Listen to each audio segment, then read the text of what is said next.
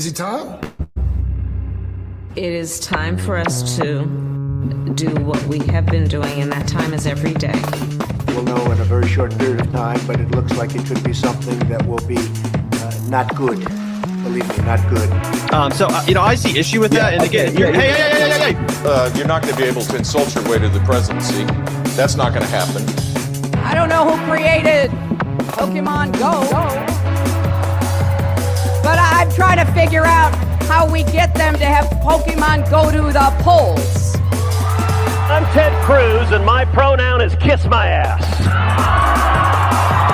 So when you think about it, there is great significance to the passage of time in terms of what we need to do to lay these wires, what we need to do to create these jobs.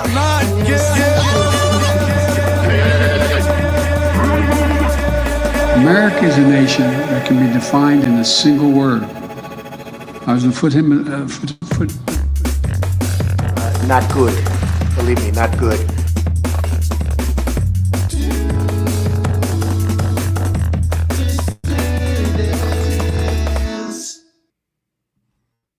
Hello, dissidents. Welcome one and all to a Sunday morning Dew edition, a very special edition of the Dew Dissidents podcast. Keaton Weiss here with Russell Dobler, of course. Good morning, old man. Ha ha. Good morning, everybody. Great to be here on Halloween. We came ready. Did you come ready? I hope they're all wearing costumes. Are you guys all wearing costumes there? You should have had a real cigar for Halloween. Yeah. Well, hey, you remember what I went through when I quit smoking and put you through with me? Yeah. Want to go through that again? Yeah, you don't inhale. You just taste it. Yeah, no. You still that get nicotine gets in your mouth. That's it. You get that nicotine buzz. Before you know it, you're sucking dick at the bus station for a pack of Marlboros. Yeah. You should change it. Yeah, it'd be funny if you got into smoking again. You and just with chain smoked what on the show all the time for 3 hours straight. I used to smoke on the show. Yeah, every once in a while. Every now and then I would light up. Not usually because I didn't want my house to stink like that. I didn't usually smoke in my house. Well, so back when Russell smoked, we didn't do 3-hour shows. We just did like 45-minute audio bits. Yeah, I could wait. Yeah. No, I usually went to the roof because I'm on the 5th floor, so it's just one flight up. I can go to the roof. Right. Yeah, no. So thanks everybody for being here today. Appreciate you all. End of a long week for us. Big week for us. Lots going on this week. Tonight, we'll be doing our special presentation with live commentary and reaction to They Live, the Dissident Film Club for patrons exclusively. Patreon, Substack, locals, sign up, and we'll see you at 8 o'clock. Well, that's a lie. Russell and Kit Cabela will see you at 8 o'clock. I'll be joining in progress since I'll be trick-or-treating and doing Halloween stuff with the family. I talked to Tusker. She might join too. All right, cool. There you go. So I'll make a whole party of it. A Halloween popcorn party. Yes, indeed. So that's going to be tonight. Russell put together just a little sneak preview. Yeah, that has become a meme. Yes. Before people really honed in on the Matrix, they focused in on They Live as being a great representation of what it's like when you find out that everything you ever believed about politics is wrong. Exactly. So there you have it. Great choice for the inaugural film club. So, folks, these film club episodes, just so you know, we will have them up. They will be available for 48 hours, and then they will be taken down. We don't anticipate any issues. This is totally within fair use. We confirmed that with Rumble, who is honoring that. They gave us the green light to go ahead and do that, so we don't anticipate any issues. It is totally, like I said, within the bounds of fair use, since we will be providing running commentary throughout the film. It's not going to be a traditional screening.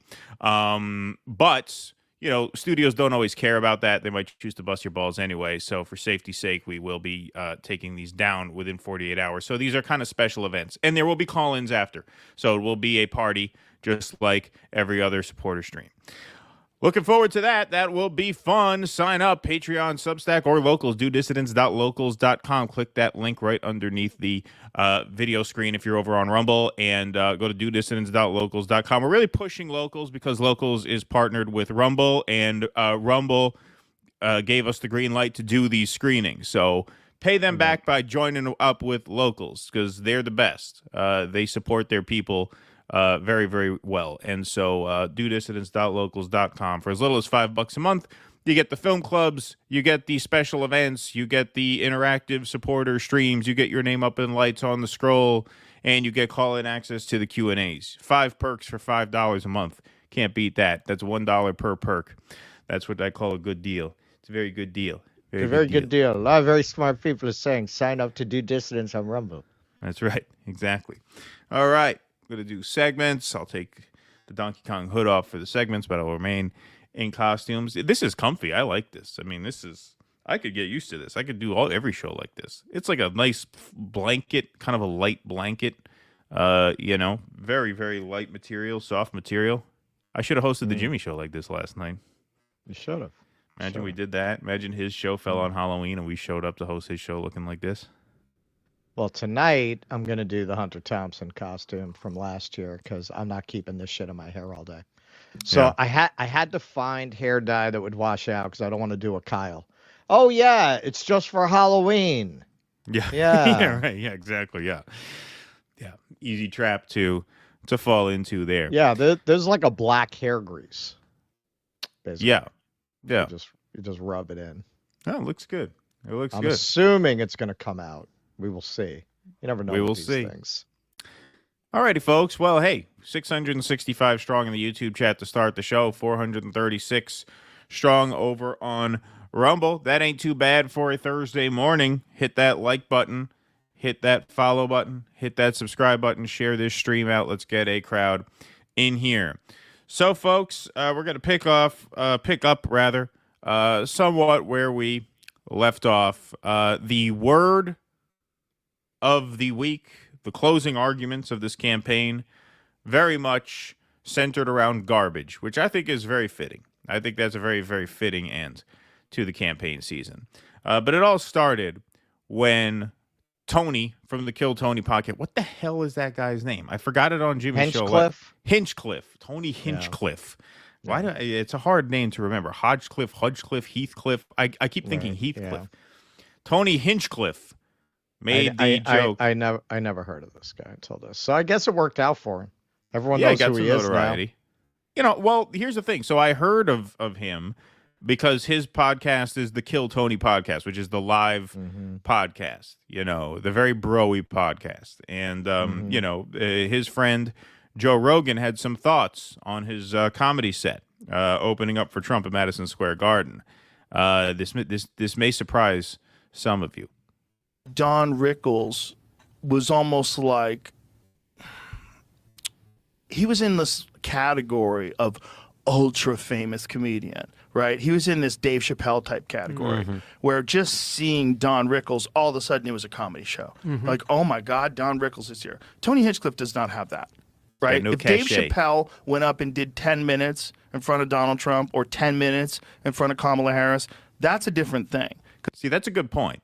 If you're a larger-than-life comedian, when you take the stage, it becomes a comedy show for the time that you're on the stage. Right. People know what to expect. You bring some prancing douchebag onto the stage that most people have never heard of, and he starts cracking jokes about how Puerto Rico is an island of floating garbage, jokes about black people carving up watermelons for Halloween. It's just like, who the hell is this unfunny douchebag who we've never heard of? He doesn't have the cachet to get away with that. If you're a big comic, you have the cachet to get away with that. People say, oh, well, they invited. First of all, it'll be all over the billing for the event. Dave Chappelle opens for Kamala Harris. Not that he would, but, to go with this hypothetical, right? You would go in with an expectation. Okay, there's going to be a little bit of this that's going to be a little bit edgy. With this, that's another good point. That's a good insight from one stand-up comic to a second, is that the people didn't know what they were getting into. And by people, I mean Americans. I don't necessarily mean the people in the audience. I'm sure that was a very bro-y audience. They probably knew who he was, a good amount of them. I just want to say it's incredible how long you can work with someone without knowing that they're a gatekeeping douchebag. So I'm really surprised that you're playing into this very elitist view of comedy that Joe Rogan is putting out here. And also, let's not forget that Hinchcliffe has long had a deep love of the Puerto Rican people, and he wanted to draw attention That's true. to their plight on the island with landfill and garbage, as many of our viewers have informed us. It was just a PSA. He was just trying to alert people to the issue. Clearly, that was his intention, and people have just completely taken it out of context. He was only trying to get them to pay attention to the Puerto Rican people's plight. This is why politics is so broken. Because well-meaning why. guys like Tony Hinchcliffe can't go out and raise awareness about an issue without people, misinterpreting it in bad faith. Bad faith. Exactly. Bad faith. Bad faith. Because it's like he's a cultural icon, and you immediately go into stand-up comedy mode. Like, oh, shit, Chappelle's here, right? That's what Don Rickles had with Reagan. Tony doesn't have that. It's a bad thing to do. The whole thing's bad. It's like doing a bachelor party. Like when you have to do comedy at bachelor parties, they want whores and cocaine. Why is this guy telling jokes? But it's just a bad environment. It's a bad environment for comedy. And, that joke, I would have told him, don't you fucking dare do that joke. I never, sat down with him. I didn't know what bits he was going to do. But then I heard he did that joke. I was like, oh Jesus, Tony. Here it comes. I think there are comedians. So when did the CIA get to Joe Rogan? They got to when him. did they flip Joe Rogan? Why is Joe Rogan parroting CIA talking points about how Tony Hinchcliffe shouldn't have told that joke?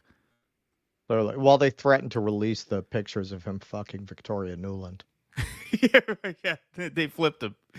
They flipped him.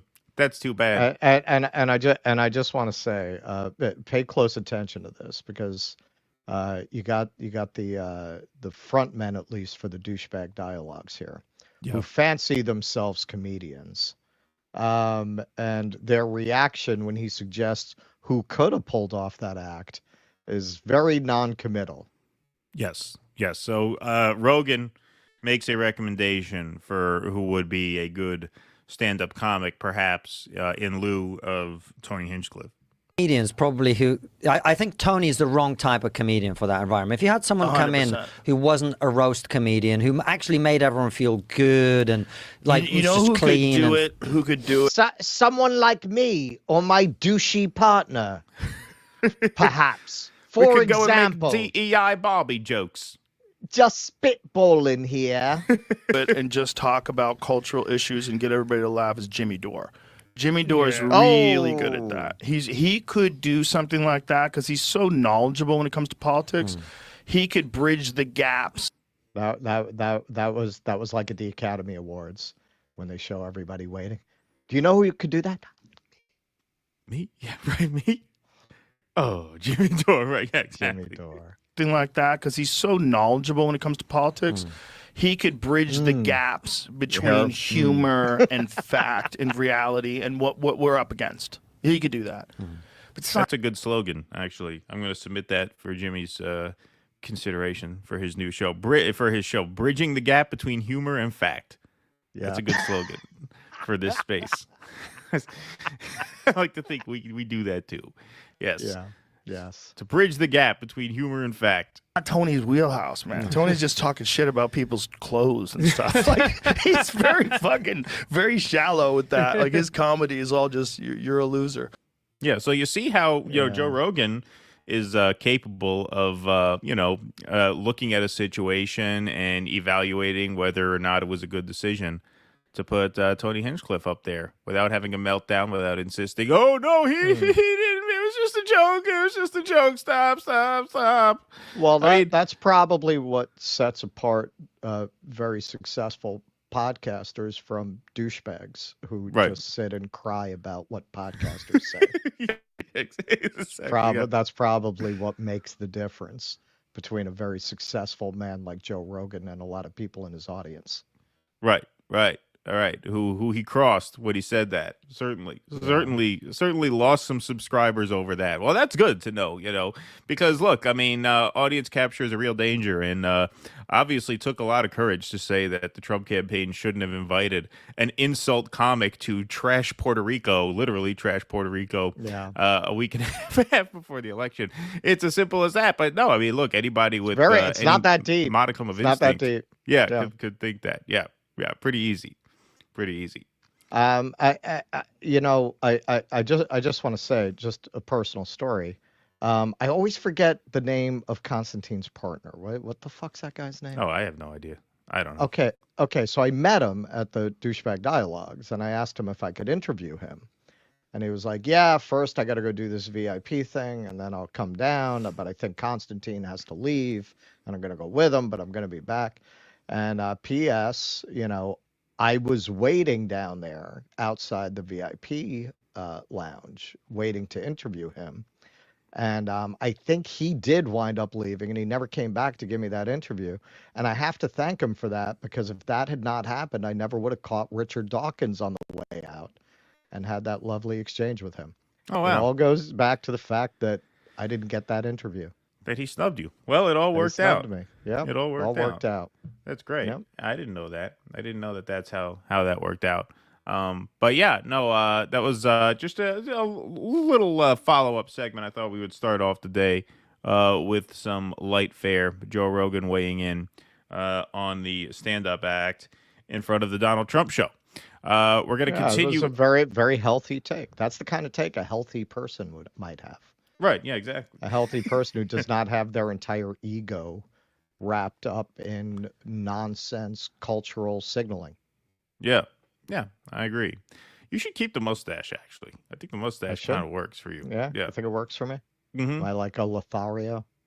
It kind of plays. I mean, I don't know. Maybe the chat disagrees. I think it matches, especially when you're sarcastic. If you're being sarcastic, I think the mustache works.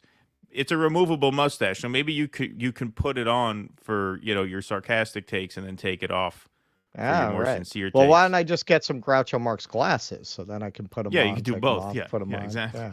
Exactly. So somebody here, I just caught it, is asking about how tall Danny Haifang is because he saw that picture. Danny Haifang is not incredibly tall. He's tall-ish, but I'm incredibly short. Yeah, that's what's going on there. That's what's going on. I'm 5'6". I'm a small guy, and those guys are all like tall. Like Scott Ritter is a fucking mountain. Yeah, he's pretty tall. Yeah, that guy is a big guy. Whole lot of man. That's Scott Ritter.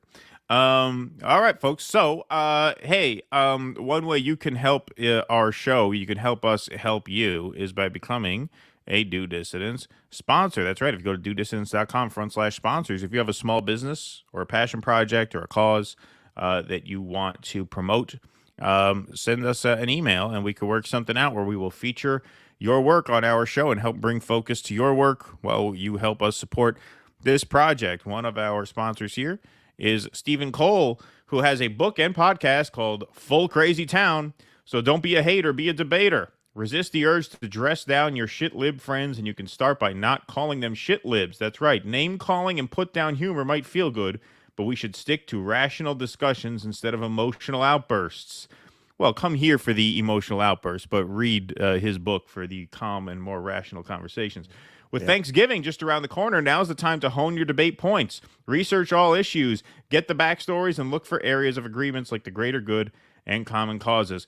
Watch and support this show, Revolutionary Blackout Network, Hardlands Media, Glenn Greenwald, Chris Hedges, Lee Camp, and Jimmy Dore. Jimmy says that the best way to approach the genocide apologists is to ask them, is there anything the Democrats could do that would be a red line for you? Is there something worse than an ethnic cleansing that would cause you to put your foot down? Brace yourselves. Be ready for the extreme pushback in the form of parroting CNN and MSNBC talking points, catchphrases, and simple slogans. If you keep up the factual barrage, people will either plug their ears and say they don't want to talk about it, or they'll simply tell you to STFU. That's right. But you can equip yourself by getting Stephen's book, Full Crazy Town. This is also a podcast, so you can go to the website, fullcrazytown.com. Start listening to Steven's podcast and pick up this book if you'd like. That's fullcrazytown.com. Thank you, Steven, for helping us help you. Appreciate that very much. Okay, we will move right along. We got some Rumble rants and Super Chats to get to this morning, folks. We have not forgotten about you. Thank you guys very much for sending these over. Nice crowd filing in here, 1,100 strong in YouTube, 669 on Rumble. Let's smash that like button, work the algorithm in the morning. Brits, man, thanks for the $4.99. I low-key hope the Vanguard van catches up to you guys in the algorithm just so I can hear you roast them again. I miss those early beefs. So funny. Yes. It's like they went up 3 games to nothing. It's like we went up 3 games to nothing on them in the World Series, and now they're on the verge of forcing a Game 6. Hope they don't blow it. Michael Castillo, good morning, gentlemen. Sabby Sabs broke down election polls. She thinks Trump could win the popular vote, including the 6 swing states. She's my new jam I listen to. Now, it's very possible he could. Very possible he could. I think there's better than 50-50 odds he'll take 5 out of the 7. But we will have more to say on Sunday. Hey, we got our big prediction show on Sunday. That's going to be a fun one. We got to do our election predictions. That's going to be fun. I'm thinking maybe. All right, here's a source you're not going to hear me cite very often. So I was doing the dishes and I saw, Kyle did a thing about the election polling. All right, man, I'll take information from anywhere. So he had a clip. I don't know who it was, CNN or one of those douchebags. But I think it was Nate Silver. He was basically saying, hey, everyone talks about Trump outperforming his polls, but post Dobbs, it's the Democrats who keep outperforming their polls. And if you look at 2016, the Republican pollsters were more on, and they had Trump up by 9 in these states. So if you're going to assume they're more correct about Trump, they've got him up by 3. So you would have to assume, if you're going to go with that actually he's not as strong as he was in 2016 based on those pollsters. And if the Democrats outperform, as they have been, things might not be as good for Trump as they appear on the surface. Yeah, like I said, we've said this over and over again. I don't think there's any real way to be confident in a prediction. I agree. But we will try our best. That's what's going to make Sunday's show kind of fun. Thinking about maybe inviting the guy from the Trends Journal on, Ed Marsh, the guy who I met at the Kingston rally. I think that would be a good pre-election guest because they are professional trends forecasters. And they were predicting Kamala back in September, but things may have changed. It's been a lousy month for her overall. And so maybe we'll see if we can make something happen on that front. Musically assured destruction. If Trump wins, the Uniparty will do the star-spangled bullshit thing about how they accept the results and respect the process. Thank you, musically assured destruction. Appreciate that. Eric Rousseau over on Rumble says, what a game, gentlemen's sweep. Keaton must have been pulling his hair out in the 5th inning. Go Dodgers, LA pride. Yeah, that inning was the biggest meltdown I've ever seen in sports, and I've seen some bad ones, but to have 2 errors, cause bases loaded, nobody out, strike out the next 2 guys, including some very, very tough hitters to strike out, and then get a ground ball to first base that would have gotten you out of the inning with no runs. I've never seen a play like that where a first baseman fields the ball and just stands there. I know Garrett Cole should have covered. Obviously, fundamentals, you got to cover first base. But if you're Rizzo, you got to pick up the ball and break towards first base. And then if he's not there in time, you flip it to him. If you can't get there in time, the pitcher's supposed to be covering, so you flip him the ball. You don't just pick up the ball and stand there.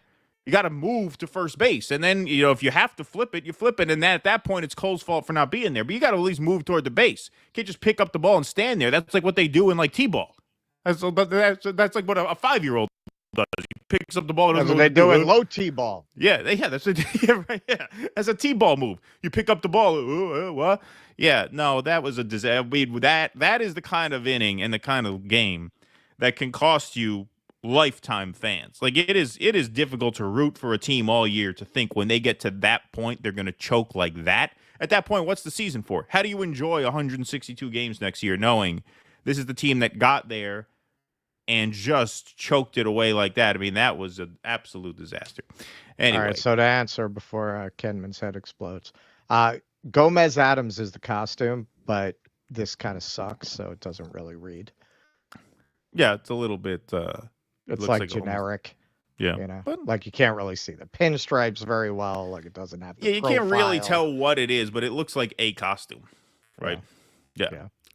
Killer It, and I have a very important question for DD as we slouched into hell. If you guys are a human centipede, which would be the caboose? I would say, if we were part of one, I would say neither of us would be the caboose. Not a caboose. I wouldn't want Russ to be the caboose. I would say Diddy would be in front. Yeah, right, exactly. And probably Michael Rappaport in the back. Yeah, I mean, I have GI problems, so I wouldn't want Russ to be the caboose. Yeah. That's not good. That's not good. Eric Husso, thanks for the $5. Who's ready for the most existential election ever this time? Cannot wait for the next existential election. Isn't democracy grand? Thanks, Eric Husso. Yeah. Go ahead. I mean, it's you know, we're sitting here trying to make plans, and I'm like, the country, no matter what happens, the country is going to be on fire for like several months at least. Right. And I'm right in New York, so no matter who it is, it's going to be protests in one direction or the other. Outside that's Trump true. properties, you're going to have it by Trump Tower, you're going to have it by the Trump Hotel. I'm like right in the heart of where the libs are going to lose their fucking minds, or the Trump people are going to go nuts. Yeah, no, that's absolutely true. JM, thanks for the $2 and the thumbs up. Eric Rousseau says Keaton is Magilla Gorilla. I'm Donkey Kong. Oh, where's my tie? I don't have my tie. My tie is out there. Donkey Kong needs his tie. That pulls the whole outfit together. That must be in the closet. Yeah, but no, my kids are going as the Mario Brothers. So I'm Donkey Kong, Amanda's Princess Peach, and then our little baby is the Toad, the talking mushroom guy, the friendly mushroom guy. So yeah, we'll have some fun pictures. All right. Savvy went into convulsions over the throat singer. They should have had better talent. They should have had less talent is what they should have had. They should have booked less talent. Just, you know. So that wasn't just us? Yeah, no. They should have booked someone to sing the national anthem who could remember the lyrics and not pause in the middle and say, ooh, I fucked up. And that should have been it for the talent, right? They didn't need the talent. Open mic night ever. Right. Worst open mic night ever. That's correct. All righty. Beautiful. All right. Let's move on. Folks, we have more garbage to talk. That's right. So, obviously, Tony Hinchcliffe's floating garbage remark prompted this epic clapback from Joe Biden, which we covered more thoroughly on Jimmy's show last night. But just to catch anybody up who missed it, here's Joe Biden responding to Tony Hinchcliffe. Or Puerto Rico, where I'm in my home state of Delaware, they're good, decent, honorable people. The only garbage I see floating out there is his supporters.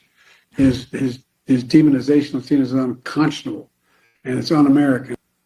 Unconscionable and un-American. So the Trump campaign decided, you know what, a great troll to arrive for a campaign rally in a garbage truck. That's right. So Trump rolls up to his next event in a garbage truck, in garbage truck garb here. Here he is dedicating this to Biden and Kamala. My garbage truck. This truck is in honor of Kamala and Joe Biden. There you go. Making it happen. See that one more time. How do you like my garbage truck? This truck is in honor of Kamala and Joe Biden. And yeah, he was nice enough to take some questions from the media in his garbage truck. Here he goes.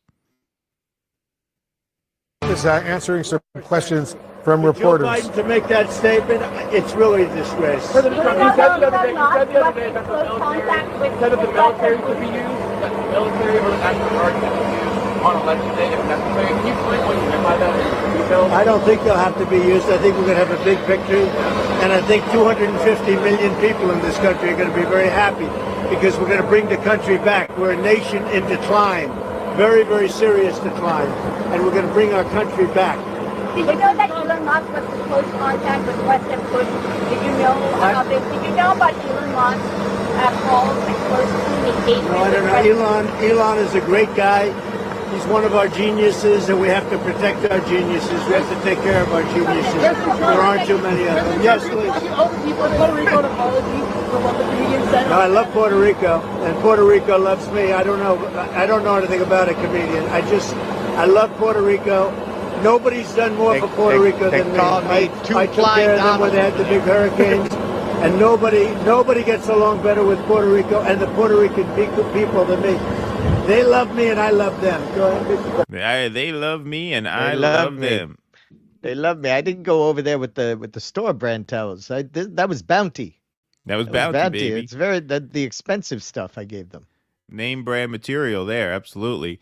So he kept the vest on to begin his speech, and he told the story as to how this troll act came to be. When he called us all garbage, how stupid! What a stupid word. That blows deplorable away, don't you think? Of course, I thought irredeemable when she said deplorable or irredeemable. I thought irredeemable was actually worse, but deplorable seemed to catch up. But this garbage stuff blows it away. So I'm in this beautiful plane. I'm enjoying myself. I have a wonderful suit on.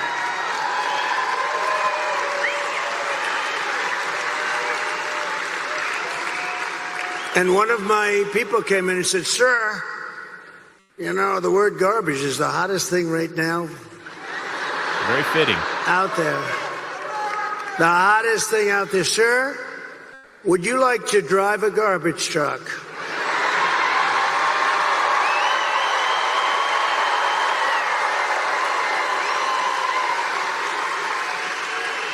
Now, we're about, 30 minutes from landing. We had to do this pretty quick. I said, "It's sort of cool, though, isn't it? Because, And I said, I think that's okay, but, I don't feel comfortable wearing a suit.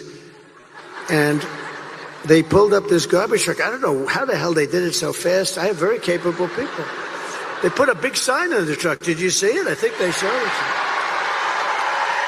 If I lose, I'm going to go into waste management.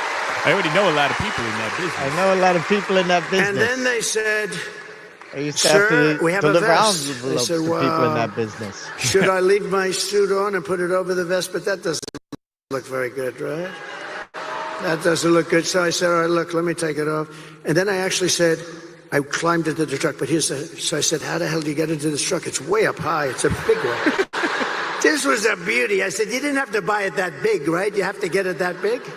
They brought this brand new, gorgeous truck, wonderful driver. He looked like Cary Grant in his prime. You know who that is?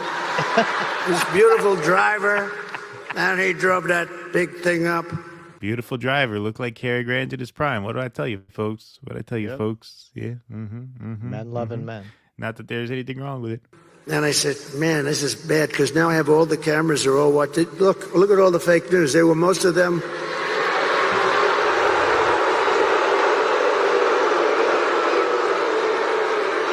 Most of them, many of them were there, and I'm saying, oh boy, one little mistake with these guys and your political career's over. You can't even.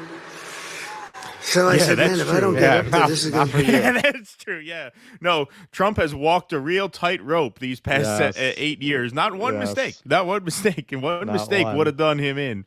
No, this guy, he's had to be so perfect. He's had to execute so flawlessly these past 9 years. If he had said one thing or done one thing to anger the normies at the media, that would have been it for him. He never would have made it this far. Yeah. No, when that tape leaked about grabbing women by the pussy, that was most of the media. They were like, this shows how human Donald Trump is. Yeah, right. Yeah, it's so relatable. Who amongst us has not grabbed a pussy? Yeah, exactly. Yeah, one mistake. John Kerry, he gave a speech. Yeah. Who amongst us does not love to grab a pussy? Who amongst us does not like pussy? Be very embarrassing. Even the women. Yeah. These stupid people, they'll say, he's cognitively and physically impaired. And I can't do that when I'm alongside of this great athlete. I got to get up to that. So look, the first stair is like up here. I'm saying, shit. So So I had the adrenaline going, and I made it. It's very New York humor. I made it.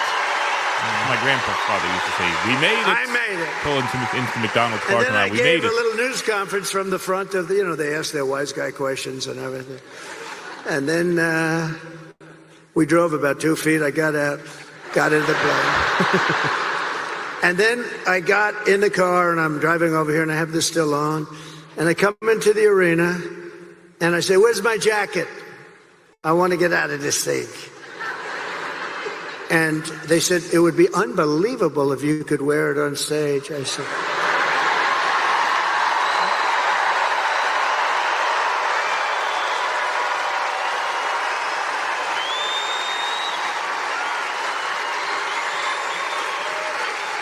and I said, "No way. I got 25,000 people standing outside. I got all these people here. There's no way I'm wearing it on stage." They said, "Oh, okay, sir." I said, "Get me my jacket." But if you did, it actually makes you look thinner. I said, and they got me. I said, "I want to wear it on stage." When they said I look thinner, I said, "In that case, I'll wear it on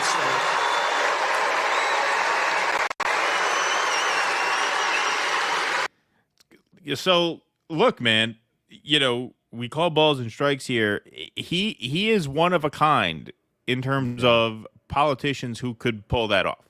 There's not a single other politician on earth who could pull that off. Like the MAGA movement has not produced an obvious successor. Right? He's JD Vance really couldn't do that. no. He is real. Vance can perform if he's rehearsed, and he sounds rehearsed and prepared when he does it. Yeah. He hits his points. It's very lawyerly. But no, to go out there and off the top of his head do this whole riff on a garbage truck, it's very much, this is Trump at his best. It's very much like when he talked about, he was still president, and he was talking about having to salute and how tired your arm gets. And how slippery the ramp is. That this is where he really shines, and I think he knows that. And sometimes it doesn't work. That's when you get the, would you rather have a shack? Would you rather? Sometimes it goes off into the hinterland. But when it works, man, it works. Because this is, Americans think in terms of who you want to have a beer with. Does anyone in the country want to have a fucking beer with Kamala? Right. She fakes a candid video of her having a beer with Whitmer. Right. Yeah. She literally fakes a beer video. Yeah. Right. This is a guy you'd want to have a beer with. Yeah. Yeah. And like I said, he's a schmoozer. He could talk to the driver. He could say, "What a beautiful guy." Yeah. And even there is no one in the MAGA sphere who could do that. Like not even like, could you imagine Vance in there? So do you like the cans with the wheels on them or without the wheels? What's easier for you? What about those metal bars? You know how some of those garbage bags garbage cans have those little metal bars that help you grip? Do those actually help? Do those make your life easier? Yeah. Do you ever have trouble with raccoons? Do the raccoons ever attack you when you're driving the truck? Raccoon ever jump out and bite your dick while you're? Yeah. You ever get rabies from a raccoon? And when you're putting out a garbage can, you have to rush to the hospital in the middle of the shift. If that happens, what happens? Do you get hazard pay for that? Do you still get paid? That could be a real problem. How's the insurance with this company? Do you have to pay out of pocket? Yeah, that would be JD Vance. No, he can make it happen. And people say the reason he's able to like relate to people in that way, first of all, is he's a schmoozer. Second of all, when you're a builder, you interact with a lot of blue collar guys, even if you're not one. You deal with a lot of contractors on the phone, right? At the job site, at the work site. And in his day, you literally, we're joking around, but in his day, you dealt with the mob. Oh yeah, you paid cash. You couldn't put up a lemonade stand in his era without dealing with the mob. Of course. So there's a certain, shall we say, informal nature to those conversations where it doesn't play stilted. And it was quite the troll. So this is sort of a B part to this segment. We're talking, of course, about Joe Biden's last-minute gaffe where he said in response to the Tony Hinchcliffe comedy set that it's actually Trump supporters who are floating garbage. So here is pollster Frank Luntz, who came on CNN and gave his assessment of Biden's garbage gaffe. Seemingly describing Trump supporters as, quote, garbage. The Harris campaign is trying to downplay the effect of those comments. Of course they are. But I wonder if you think that those comments are going to move voters. It's going to be huge because this is not some comedian saying something stupid and offensive at a rally where he should have been basically disinvited. This is the president of the United States endorsing his vice president saying something. And I know that there's different interpretations about what he said. It's still inappropriate. You still shouldn't be doing it. And I've watched Trump already seize this. The basket of deplorables was significant, was meaningful in 2016. In 2024, I can promise you that this is going to drive Trump turnout. He's doing it already. I can see, I'm sure there's going to be ads on as soon as tonight about this. This may be a turning point for those final 3%, and that's all it is, who still need to be persuaded. So, look, the thing I'm about... just an old guy, right? I'm just an old guy. I'm just an old guy. I don't know what I'm saying. I'm just an old guy. Fuck you. Exactly. What made the deplorables line so damaging is it kind of fused class with culture, right? And I won't say class war because neither Hillary Clinton nor Donald Trump are class warriors, but it fused the sort of elitist class signaling of the Democratic Party with the elitist cultural signaling of the Democratic Party. And this kind of does the same thing.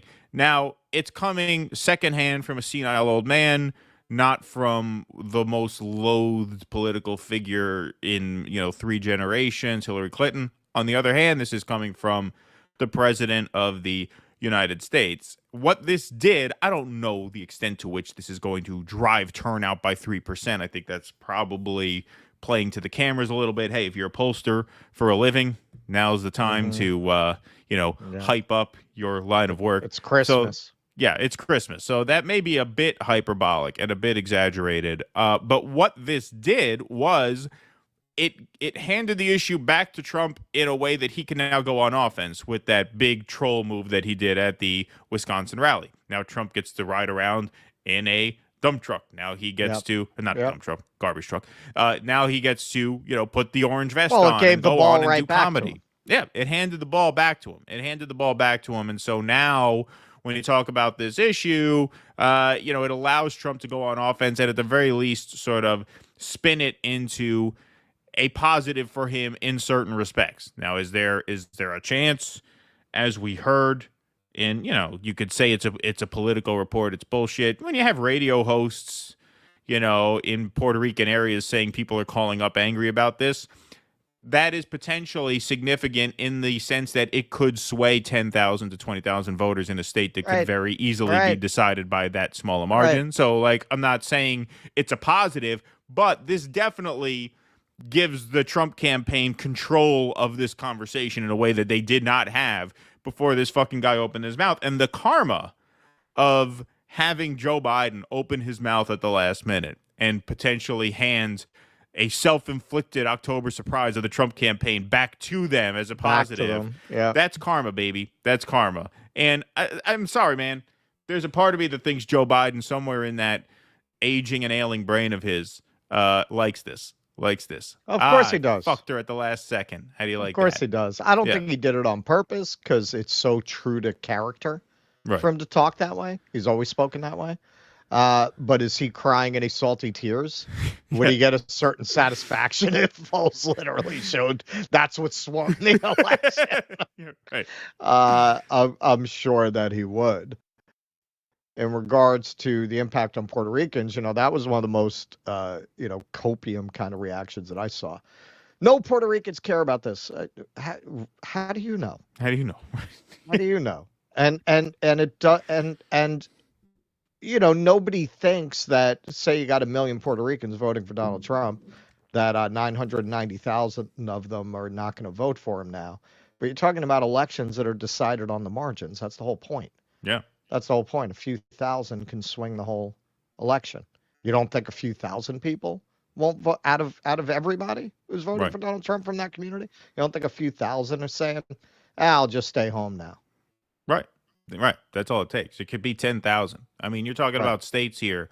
You're talking about states that last time, I mean, Pennsylvania was a wider margin for Biden last time, but a state like Arizona, a state like Georgia, I mean, these states were decided by less than 20,000 votes. It really does not take much. Yeah. Sure. But now, with the garbage thing, it's swinging right back. So what I've said, this is what I've said the whole time. This is like two bums fighting in a phone booth.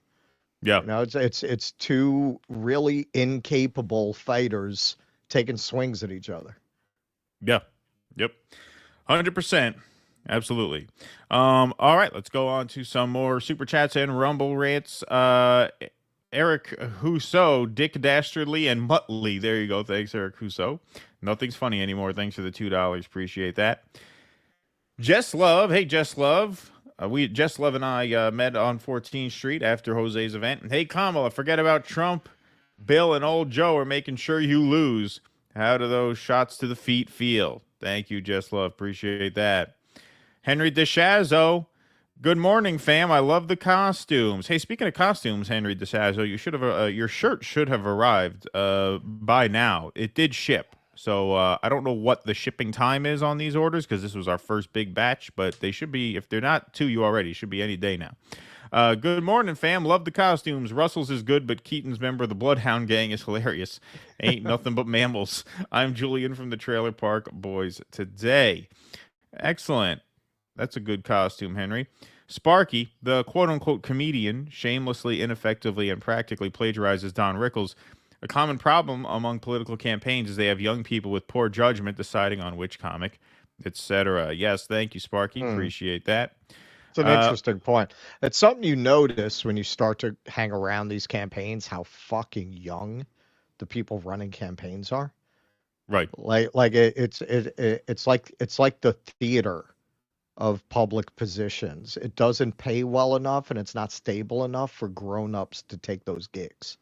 Right. You know, it's a stepping stone gig where that's why all of these people wind up access journalists, because from the beginning, they're kissing ass to try to get into one of those more stable positions. But the position of being somebody out on the road planning events, that's for kids. Like, you'd be surprised, man. You'll be like the people in charge of a whole event for a big candidate will be like 24 years old. Oh, yeah. No, exactly. No, that is a good point. Cool Blue says, happy Halloween. Thanks, Cool Blue. Appreciate that. Madara 1973. Always a pleasure listening to you guys. Thank you. Just joined locals. Haven't seen my name in lights. We have it automated, but Jake catches the ones that didn't add automatically for every Sunday show. So we manually update it once a week. So you might be on the scroll today. If you're not, you'll be on Sunday. But thank you for joining. Thanks for becoming a cool kid. Appreciate that. Dan Richmond, rooting for the Yankees is like rooting for Brad Pitt to get laid. Also, I've said all along, Kamala cannot win a national election. In my opinion, won't be all that close. See you Saturday, Russ. That's right, Saturday. Iron Maiden. Wow. Look at that. Yeah, right. Really creeping right. up. Yeah. Thank you, Motley Jew. We're doing an ad read for you today. Over the top. Thanks for the $4.99 over on YouTube. You must not remember Red Sox first baseman loser Bill Buckner rolling ground ball between his legs in the World Series. Well, I know of that event. Obviously, it's one of the most famous baseball plays ever. That was the year I was born, 1986, so I do not remember it personally. But I'm sorry. I mean, look, that was in a game that the Red Sox, wanted to have to seal things up. But this was worse in a way because this was sustained. This wasn't one play where a ball bounced through your legs. This was Aaron Judge dropping a ball that a 12-year-old should catch. He takes his eye off it at the last second for God knows what reason. There's no risk of a runner going anywhere, nothing. Just drops the ball. Then you have Volpe botch a throw to third, which was a more difficult play than Judge's, but still a play you got to make in the World Series. And then the ground ball. 3 just horrible plays in one inning.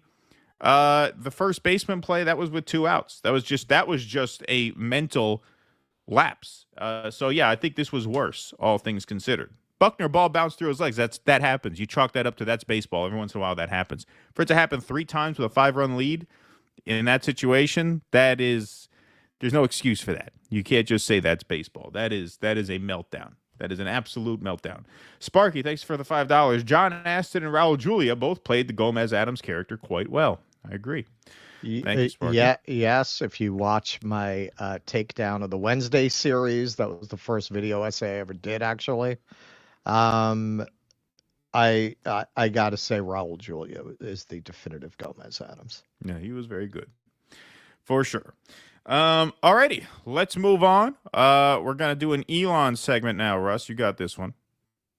I got this. All right. So you might remember not too long ago, Elon and Donald Trump sat down and had a conversation in which they sang a paean to their love of the working man and the union man and the dignity of labor. Let's hear that. A government efficiency commission that takes a look at these things and just ensures that the taxpayer money, the taxpayers' hard-earned money, is spent in a good way. And I'd be happy to help out on such a commission. I'd love if it were formed. Well, you're the greatest cutter. I mean, I look at what you do. You walk in and you just say, you want to quit? They go on strike. I won't mention the name of the company, but they go on strike and you say, that's okay. You're all gone. You're all gone. So every one of you is gone and you are the greatest. You would be very good. Oh, you would love it. But, you know, if you look at our... Oh, boy. Friends to the working man there. Friends to the working man. Oh, I'd love it if you came in and cut things and you're the best. Oh, they want to unionize.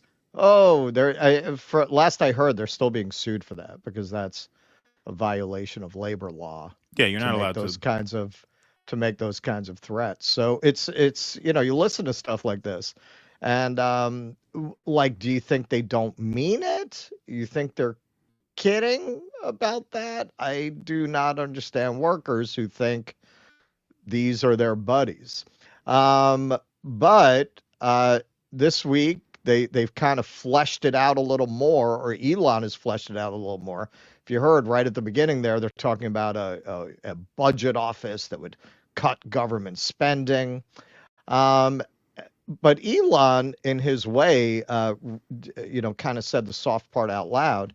Elon predicts hardship and economic turmoil and a stock market crash if Trump wins. Well, that is a closing argument if I've ever heard one. A great closing pitch. Yeah, that's a great closing pitch. Fire, brimstone, catastrophe, cannibalism. But after that, paradise. Yeah. With just a week until the presidential election, Donald Trump's close ally and major economic advisor, Elon Musk, is warning supporters to expect economic chaos, a crashing stock market, and financial hardship, albeit temporary, if Trump wins. It's temporary. Don't worry. You guys have each have $275 billion to like ride that period out, right? You can ride it out. You can ride it out. Right. You got your MREs. Right. You got your MREs in the garage. Billionaire Musk, Trump's would-be budget-cutting and government efficiency czar, also says there will be no special cases and no exceptions except the enormous military budget, which he's never mentioned in this context, when he starts slashing federal spending after Trump takes office. And he predicts he will need a lot of security personally because of the likely reaction to his policy moves. You know, some of those pitchforks are really sharp when the villagers come with their pitchforks and torches. We're gonna have to cover me in some asbestos lest they light me on fire. Speaking Tuesday on a telephone town hall with supporters, Musk promised deep federal budget cuts, austerity, and economic pain ahead in a new Trump administration. This is the Javier Milei model. This is who that's exactly Elon what it idolizes. Is. Yeah, he that's loves that exactly guy. what it is. Yeah. We have to reduce spending to live within our means. You know what? Before I continue, actually, let me play the rest of that because I think they actually bring that up. Well, I'd be happy to Yeah, help by the way, out. congratulations. I Yeah. just looked at the number of people that are listening to you and I chat. We'll call it a chat. But congratulations. This is very good. I mean, it's great. It's and you're an interesting character. You know, the new head of a place called Argentina, and he's a big, you know, he's great. And he's a big MAGA fan, you know that. He ran on MAGA. And he took it to an extreme too. He ran on MAGA, and I hear he's doing really a terrific job. It's called Make Argentina Great Again. It worked out perfectly. He came in, he bought a lot of hats, he brought over, but he's doing a big job. He really cut. A lot of hats. And I'm hearing they're starting to do pretty well. Inflation's getting down. You know, they had like 2,000%. And they had They're not doing well at all. Like not normal inflation. They had the real deal. But we're going to have that pretty soon. We have, I think we have the worst inflation we've had in 100. Yeah, so just so you know, we did a whole segment on this about a month or so back, whenever this was, that he did this. They're not doing well. They're not doing well at all. They've had an explosion in the poverty rate. So you can go back and check that segment out. We have it all documented. Yeah, and by the way, now I don't want anyone to think I'm saying prices aren't bad. Prices got inflated and they're not going back down. But inflation is at 2.4% right now. So what are you talking about? Like they're talking about emergency measures in a situation. If you're going to go and lean on producers and manufacturers to bring prices back, now that makes sense, but they don't actually give a fuck about you. They don't care about you. They are members of the owner class. They care about them. None of this is about you. None of this is about their voters. None of this is about their supporters. Trump is very superficially charming. But here he's telling you what he is going to do. That's not a case. That's not an argument for Kamala. We're not voting for Kamala. But don't have any illusions about what these guys are. No, you have to be a big-time peasant to be singing the praises of a billionaire saying, hey, we all got to tighten our belts and cut this federal spending so that I don't have to pay taxes, because it's really a waste when you tax me, right? I mean, that's really just waste, and we have to stop it because that drives inflation. And so really I should be allowed to get a lot richer because that will help everybody. Right. Really, you have to be a peasant to think that. And I just want to say, because, you know, some people don't understand what we mean when we say peasant. They think you're just trashing poor people. No, what defines a peasant is fealty to the Lord. That's right. It. A poor That's person who worships the king. Right. That's what it is. It's your king worship that makes you a peasant. A poor person is not. That's not what we mean by we say peasant. Right. The peasants were the people who were loyal. When there was a conspiracy afoot to take out the king, it wasn't the peasants, it was the nobles. Right. Because they wanted that job. The peasants are the ones who, it's a certain kind of person, and we see those peasants today, who feel that they elevate themselves by venerating the people above them, whether that's class or whether that's with titles. Oh, I'm loyal to my lord. Right. That's what you're being when you go, oh yeah, Elon would not fucking piss on you if you were burning on his front porch. He gives a shit about you. We have to reduce spending.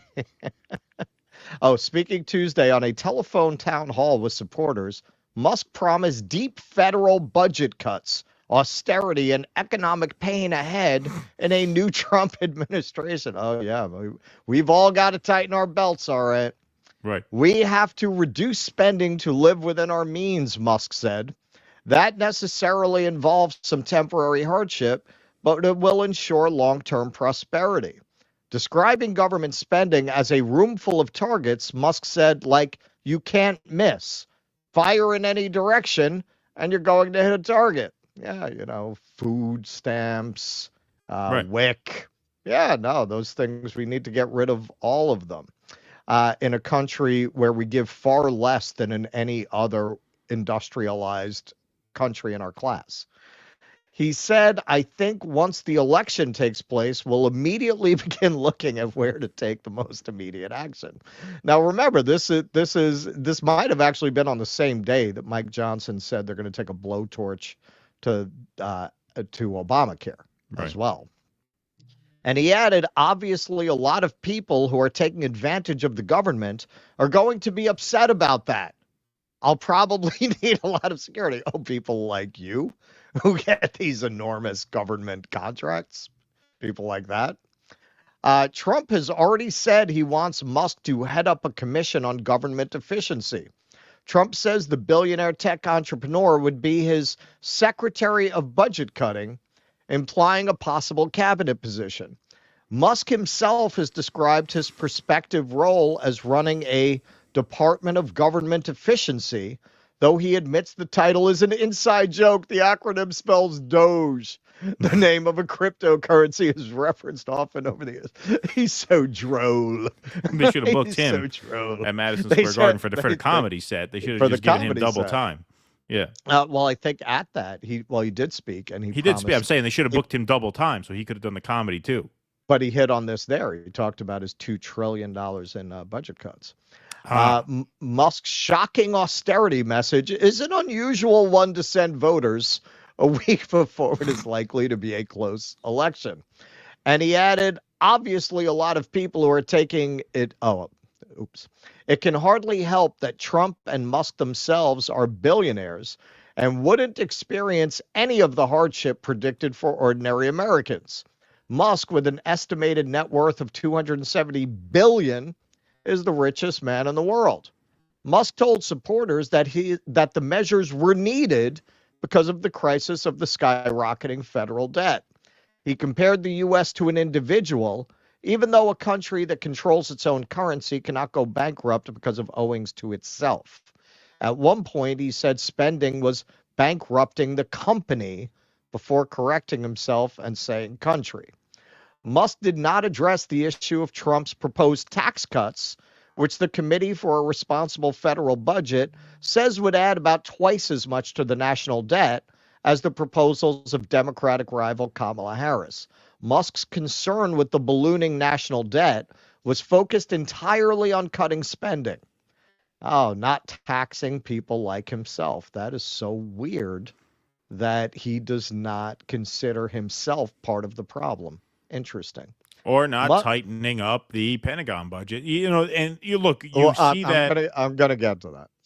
Okay, but I just want to make one fast point about it because people think of it as just this like hypocrisy when you talk about spending and the need to cut spending, how that's this sort of sacred cow that you're not allowed to touch. It's very much by design. They want to spend a lot of money on war so that they can say they don't have money for anything else. Oh, we don't have the money for universal health care. We don't have the money for paid family leave. Right. Why? Right. Well, because look, we have to spend almost $1 trillion a year on the military. There's people out there who want to kill us. Right. Right. I mean, that's part of it. And I think they want to keep the people weak. They want to keep the people in a constant state of anxiety and economic fear. Because a population like that is much less likely to organize and challenge your power. Right. They truly want peasants. They want a nation of peasants. Musk also said cutting federal spending was needed to bring down inflation, even though it has already fallen to 2.4%. Wall Street economists are warning that Trump's tax cuts and tariffs would add more to inflation than Harris's proposals. Now, you notice also what you'll not hear from these guys at all about how the producers are price gouging. They're not going to mention that at all. Right. They're not going to mention at all, we're going to stop these guys from overcharging the public. They took advantage of a crisis. Not a fucking word about that. It's all on the peasants. It's all on the peasants. The peasants are getting treated too well. The government's giving too much away. As reported here at Market Watch just one day ago, and by the way, if this story had been in Daily Beast, I wouldn't do it. Market Watch is it's a racing form for stock market degenerate gamblers. Right. This is not like some left-wing outlet here. As reported here at MarketWatch just one day ago, Musk's brutal budget-cutting math is way more severe than most Americans, including most MAGA fans, realize. 2/3 of the entire federal budget already goes towards Social Security, Medicare, debt interest, defense, and veterans. Note that does not include Medicaid. Everything else, including Medicaid, adds up to $2.35 trillion this year. So Musk's promise to cut at least $2 trillion from the federal budget either means he's going to abolish pretty much everything else: Medicaid, transportation, justice, Homeland Security, agriculture, the Food and Drug Administration, and so on, or he is going to cut Social Security and Medicare. Bingo. Ding, ding, ding, ding, ding. Or as Musk put it, when it comes to cutting federal programs, there will be no special cases, no exceptions. So this got some attention. So somebody tweeted at him, if Trump succeeds in forcing through mass deportations, combined with Elon hacking away at the government, firing people, and reducing the deficit, there will be an initial severe overreaction in the economy. This economy, propped up with debt, generating asset bubbles, and artificially suppressed wages as a result of illegal immigration, markets will tumble. But when the storm passes and everyone realizes we are on sounder footing, there will be a rapid recovery to a healthier, sustainable economy. History could be made in the coming 2 years. Elon says, sounds about right. And I included this because if you know the history, this gives away the game. We went through the same thing when Reagan fixed the Carter economy. It worked out just fine. We are where we are because of what Reagan did. Oh, right. You mean breaking the unions and dismantling our manufacturing base? Oh yeah, no, that worked out just fine. That was not at all the beginning of the fucking dystopian rollerball-esque reality that has even allowed someone like Donald Trump to be facing off against someone like Kamala Harris for leadership of the country. So here's a little bit of video I want to close with, and it's worth reading this tweet. Chuds like Musk love to use the federal deficit to promote austerity measures and scapegoat poor people, but his new buddy's tax cuts added over $1 trillion to our debt alone. Meanwhile, the Pentagon can't even pass a fucking audit. These guys are so concerned about government waste. You ever hear them talk about that? And certainly Elon Musk, who is a defense contractor, very well knows that the Pentagon cannot pass an audit. You ever hear him bring that up? Waste in the military? Waste in the Pentagon? No. The waste is anything that goes to the peasants. Spending on the peasants is waste. Spending on the military, well, those are members of his class. Those are members of his aristocracy, the military-industrial complex. Those are his peers. That he has no problem with. So let's see what he doesn't mention here. Budget deficit is insane. It's like $3 trillion. Federal expenditures are $7 trillion. Federal revenue is $4 trillion. That's a $3 trillion difference in. If this was a company, it'd be a $3 trillion loss. So I don't know if we should be adding to that loss. That seems pretty crazy. Something's got to give. You can't just spend $3 trillion more than you earn every year and expect, don't expect something bad to happen. I think, this is not good. The deficit is more than $3 trillion when you look at the future obligations. So it's $7 trillion of current expenditures, but it's much more than that if you look at future obligations for Social Security, Medicare, and so forth. So we're running this incredible deficit. And what else? Something's got to give. I don't know. Oh, this can't keep going. Something's got to give, but not the military budget. Not the military budget. Medicare, Social Security, he mentions. Not a word about the military budget. Why do you think that is? That is what we are talking about when we say depeasantize your mind.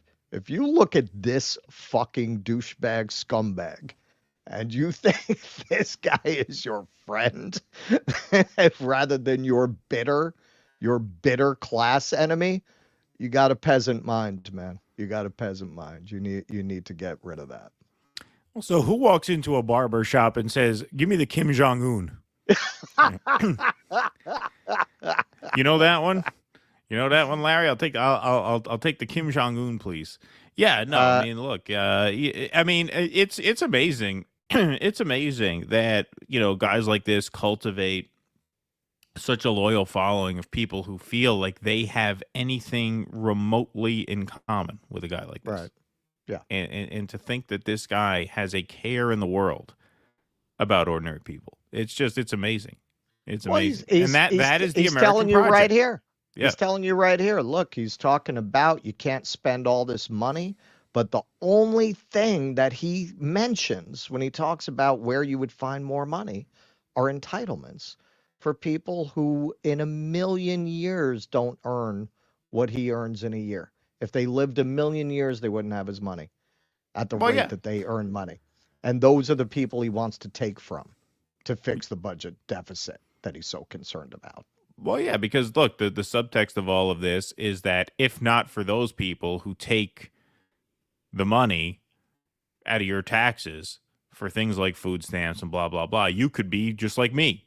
Right. And they're the ones holding you back. And I'm sorry, at a certain point, you just have to be a self-hating fucking imbecile to actually take that line seriously. Like, at a certain point, you're just stupid. I know we're not supposed to punch down at people, but, like, look, ordinary people who don't pay attention to this stuff very much would never encounter a video like this. So I'm not talking about the ordinary person who's just, like, marginally interested. If you are tuned into politics enough to actually seek out a video like this with the Wall Street Journal stamp on it, and you're actually digging online for perspective and information, and you come across this and you think, oh yeah, I'm going to retweet that unironically. I'm sorry, you're dumb. You're a stupid person if you take that seriously at that point. If you bother looking into this enough to the point where you actually spare thoughts about politics, and that's your politics, and you're not worth $100 billion, then yeah, I'm sorry, you're a fucking moron. You're an absolute fucking hopeless moron. Well, I think a lot of it is, let's face it, most of these Elon stands are men. It's a crisis in a lot of ways. It is a crisis of masculinity. You got a lot of men who feel displaced, who aren't sure how to express themselves as men or how to establish themselves as men. And they latch on to these people who tell them, yeah, you know how you be a man?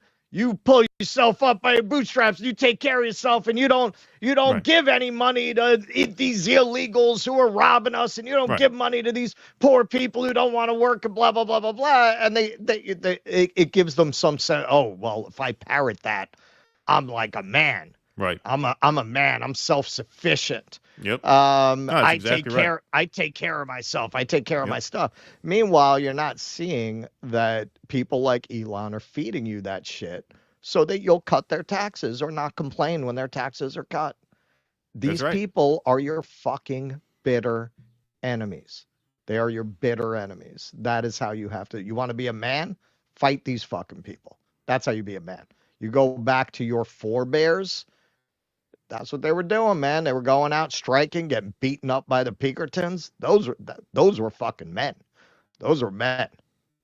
They knew who their enemies were, and they were willing to put literally their lives on the line to fight people like Elon. If you had ever shown them that their grandchildren and their great-grandchildren were gonna fucking take his shaft, they would say, you know what? Fuck it, I'm moving to China. I'm gonna go help with the revolution over there. That's right. Want to be a man? You know who are men? Us. Us. Men. We are. Look. Be like us. Yeah.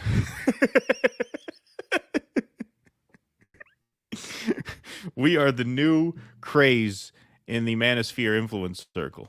Yes. The new craze. Yes. Yes. We're going to be the new sensation. We have had complaints from female patrons that watching our show has put hair on their nipples. Right. Yeah, exactly. That's why a lot of them don't watch anymore. Yeah, that's right? it. It's a liability. Yep. Yeah. All right. Let's see what we got here. We got some more Rumble rants and super chats here before we move on. Barclays Bank have fully divested from Israel's weapons manufacturer, Elbit Systems. Is that true? That's good to know because Russ and the Motley Jew will be patronizing the Barclays Center in Brooklyn. Oh, yeah. This Saturday. Yeah. There you go. Yeah, Excellent. I'll wear a keffiyeh. Yeah, there you go. Miserable Lib. I despise Trump, but what a great political troll. Shit, Dems never miss an opportunity to step in it. Absolutely. Yes. Cool Blue. According to X Post, Hefty now endorses Trump. Thank you. Cool Blue. Appreciate that. Credit where credit is due. The raccoon line almost made me spit my coffee. Thank you, Gray Raven. Thank you very much. That's like everyone to do a raccoon out here. Hey, look, see, this is what you do it for. Jacob here said, Russ woke me up and shook off my Elon fanboy stupidity months ago. Thank you, DD. Awesome. Our pleasure. That's what you do it for, man. That's what it's all about. Thank you. Thank you very much, Jacob. Worst play by a first baseman since Bill Buckner, for fuck's sake. Yeah, everybody's blaming Cole for that. And look, Cole definitely fucked up. He's got a cover there. But I'm sorry, you got to break for the base. You can't just pick up the ball and stand it. You have to at least break for the base. All right. Here we go. Gray Ghost, thanks for the $5. Happy Halloween, gents. Love the work you do. Keep it up. Thank you, Gray Ghost. Appreciate that very much. Sparky, thanks for the donation, $10. Someone said at the campaign actually vetted Tony's act and had him remove a "See You Next Tuesday" reference to Kamala, and there was nothing about Puerto Rico. Maybe there was a lame Tony attention stunt. I mean, I think I don't buy that. And the reason I don't buy that is because, first of all, I don't buy that he would put that line in there. I don't think he would call Kamala the C word in his act. I don't think even that guy is dumb enough to think it was a good idea to do that.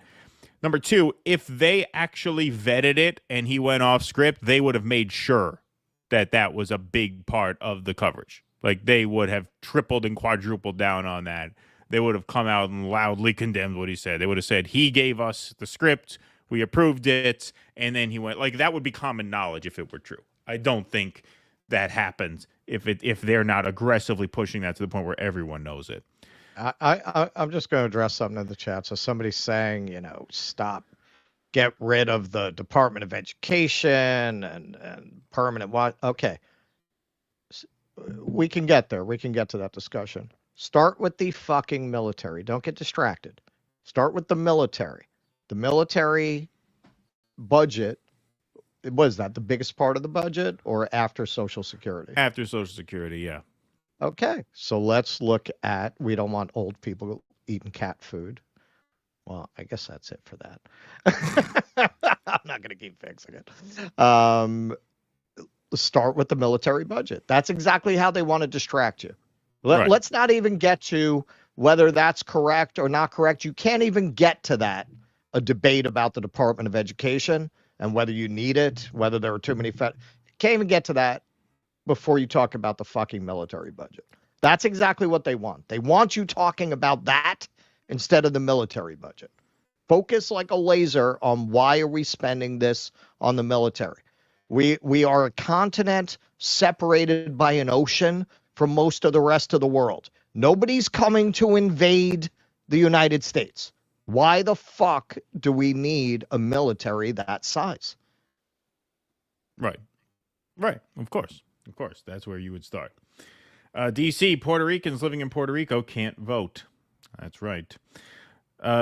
Sparky, many Puerto Ricans serve in the military, which is why they are in North Carolina, Georgia, etc. Many fellow vets, soldiers, sailors, and airmen were maybe even more offended that Puerto Ricans were on their behalf. Yeah, no, it was a very stupid thing to say less than 2 weeks to go. The only thing that makes this a story is the timing. We've gotten a lot of comments. Why are you hand-wringing about comedy? We're not hand-wringing. Oh, look, well, you think we care about an offensive joke?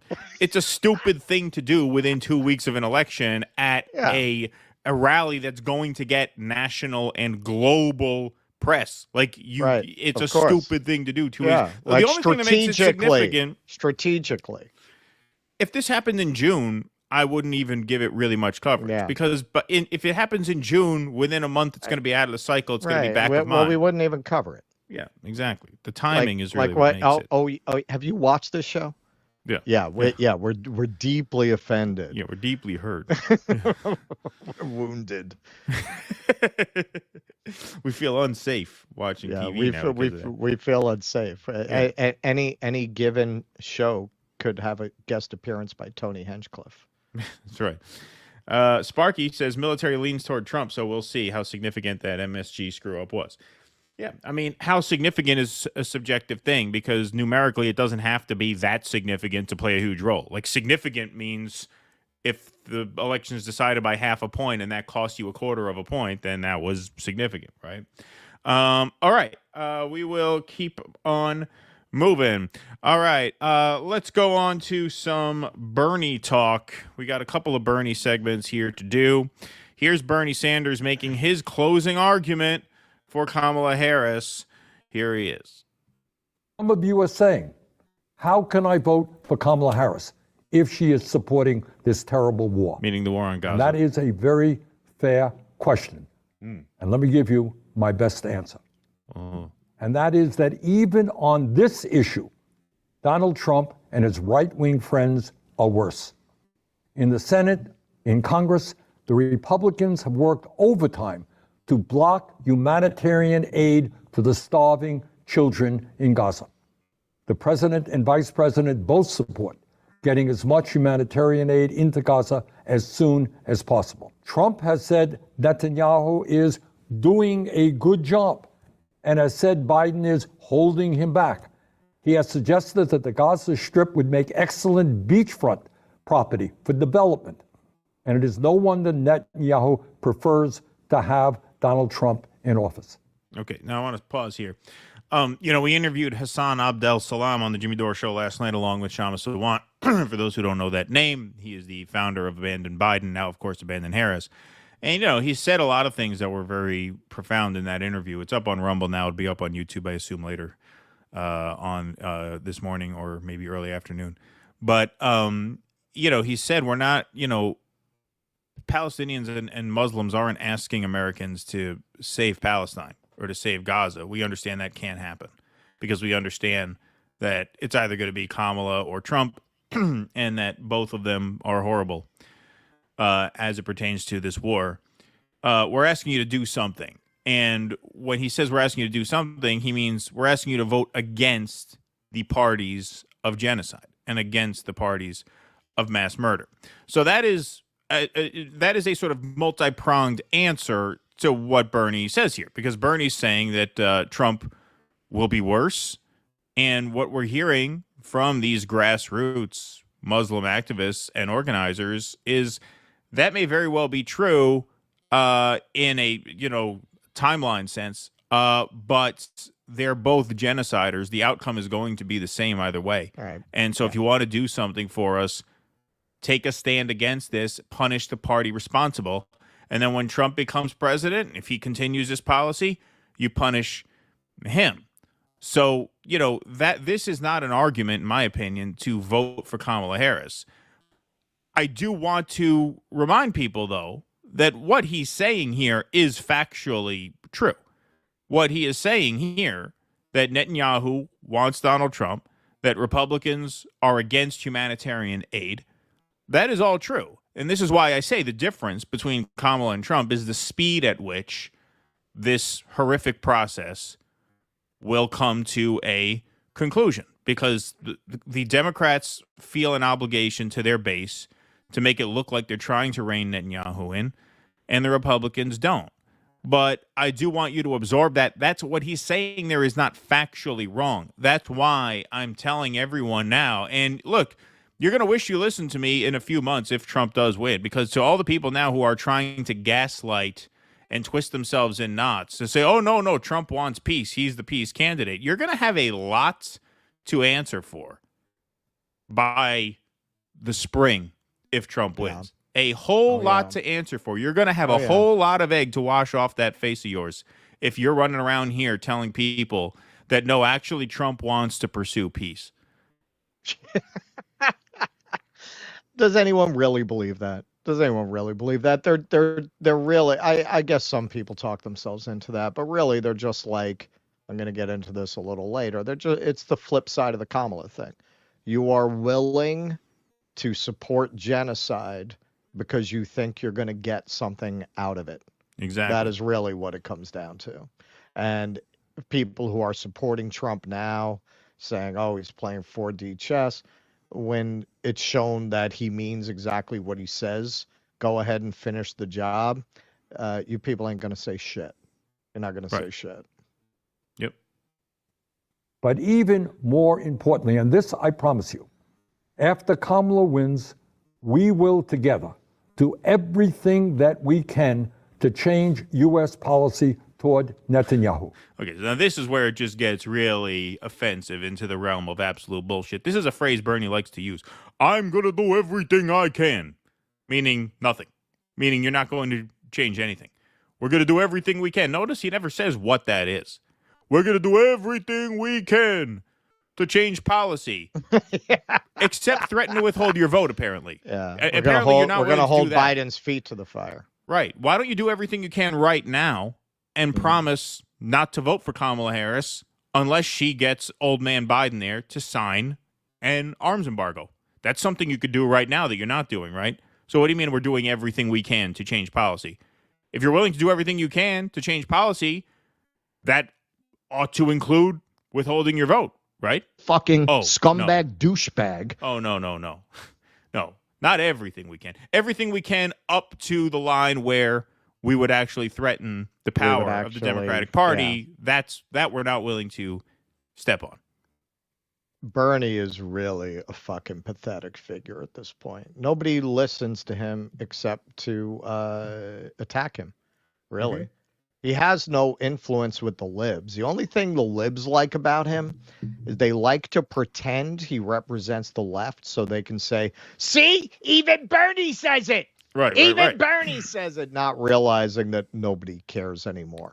Nobody who's on the left actually cares what Bernie says because he's discredited himself aligning with you fucking creeps. Exactly. Well, that's what they say. Bernie Sanders and Liz Cheney are on the same page, so that means everybody should be on the same page, right? No, they use him to do what they've always used him to do, which is to sheep herd people back into the party. At this point, I don't even know how effective a sheepdog he is, since what is his influence beyond what? The furthest left person to take him seriously would be like a Sam Cedar type, right? And they're already in the tank for Democrats anyway. So what the hell's the point? Like, what purpose does he serve? Who is he persuading? Right. Well, he serves the purpose of allowing them to pretend that they have some kind of alignment with progressives. Right. Exactly. All right, here we go. There is more. An immediate ceasefire, the return of all hostages, a surge of massive humanitarian aid, the stopping of settler attacks on the West Bank, and the rebuilding of Gaza for the Palestinian people. And let me be clear, we will have, in my view, a much better chance of changing U.S. policy with Kamala than with Trump, who is extremely close to Netanyahu and sees him as a like-minded, right-wing extremist ally. But let me also say this, and I deal with this every single day as a U.S. Senator. As important as Gaza is, and as strongly as many of us feel about this issue, it is not the only issue at stake in this election. If Trump wins, women in this country will suffer an enormous setback and lose the ability to control their own bodies. That is not acceptable. If Trump wins, to be honest with you, the struggle against climate change is over. All right, then he goes into his whole usual 2016 campaign stump speech about all the other issues besides the side that are really important as well. So, ultimately, you kind of land there. And so, I think when you look at a speech or a video like that, like you said, that is how he just purposefully dissolved his entire movement. I mean, it's so obvious now to see where that was headed all along. because now you don't even get. I mean, you don't even get any sort of holdout from him. Like I said, we're going to do everything we can do. Well, there's stuff you could do right now. Shama's doing it right now, right? That I mean, that you could do that now. He's not willing to do everything he could do. He will do everything he can do to make sure that the people who were most loyal to him remain loyal to the Democratic Party as well. That is really what he will do, everything in his power to make sure that they never step out of line. That nobody tries to work with an outside effort, exactly, with an independent candidacy, with a third party. His job is to keep you inside and give you the illusion that you can actually work inside that party for change. We heard this with Biden. And where did it bring us? Right. Fucking genocide. Unelected parliamentarian. Oh, we can't raise the minimum wage. We can't just fire this parliamentarian like Bush did. No. Rules and norms, folks. Rules and norms, guardrails. That is exactly what Bernie told us about, and all of these so-called progressives. Yeah, we got to get Biden elected because Trump is worse, and then we'll hold his feet to the fire. They'll make a fiery speech, and then most of these people will end up voting for the military budget. They'll vote for warrantless spying. They'll vote for whatever the fuck you put in front of them. Maybe they'll let one or two rebel to maintain that illusion that there's some place for progressive leftism in the party. No, you know what? That's a spark. You need elect more of these squad members. It's going to grow into a flame, and it's going to take over the party. They're not going to be co-opted or anything. He's just pathetic. When I went to the and covered the Bowman rally, like fucking 18 people there, man. I mean, not literally, but it's like a few hundred. Right. Total.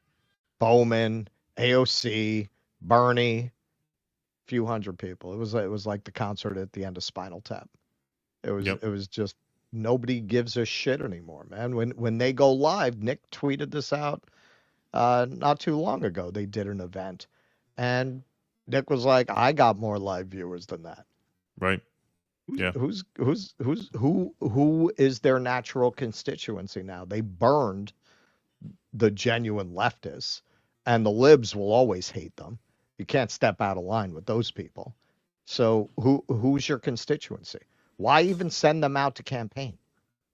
Yeah, exactly. I mean, you talk about being like politically homeless. I mean, that is quite the state of limbo to be in constantly. Right. And for him to put out this formulation, which is, we'll get into it in my segment where I want you to feel my pain, of the remaining libs that I know from the theater. Yeah, man, he's going all in, and this is what I'm hearing from libs now in their closing moments. Yeah, we all feel bad about that genocide thing, but there are other issues too, folks. We're not going back. We're not going back. Most of them, honestly, like, he has to address it. Most of them just don't even mention it. Or even worse, as you'll see in my segment, some of them pretend that they're voting for Kamala for Gaza. Right. Yeah. Right. Yeah, exactly. Yep. We've heard that before as well. Absolutely. Yeah. All right. We will go on. We have a B part of this, and then we'll take another super chat break. Bernie Sanders recently dropped a video with his closing argument for Kamala Harris as the election approaches, but he also got out on the stump for her, hit the campaign trail, and he was protested by some Code Pink activists. Now, one critique of social democrats like Bernie that you'll hear from more committed and more serious like leftists is that social democracy, the sort of the kind of reforms that social democrats work towards are really paid for in the suffering of people around the world. And this is why, absent from Bernie's critique of neoliberalism has been a critique of empire.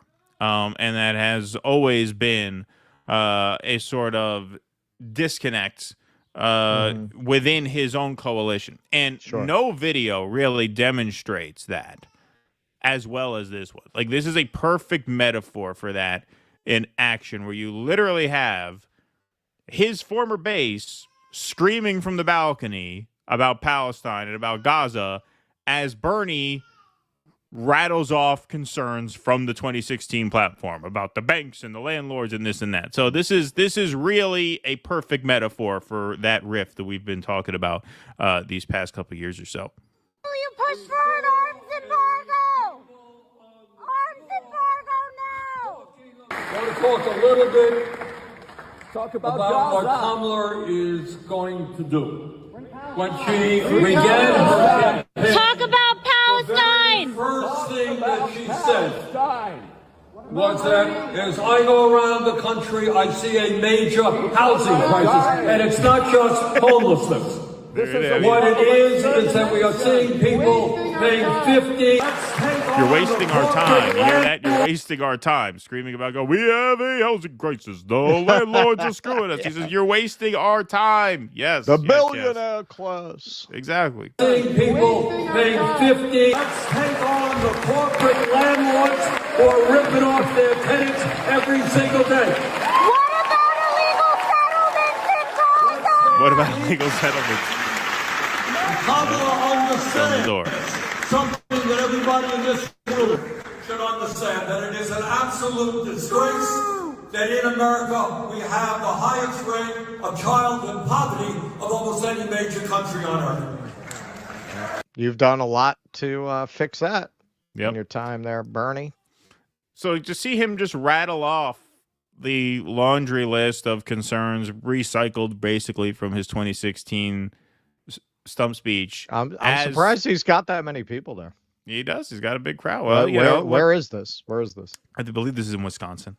So, yeah, I mean, look, Kamala has been able to generate crowds by hook or by crook.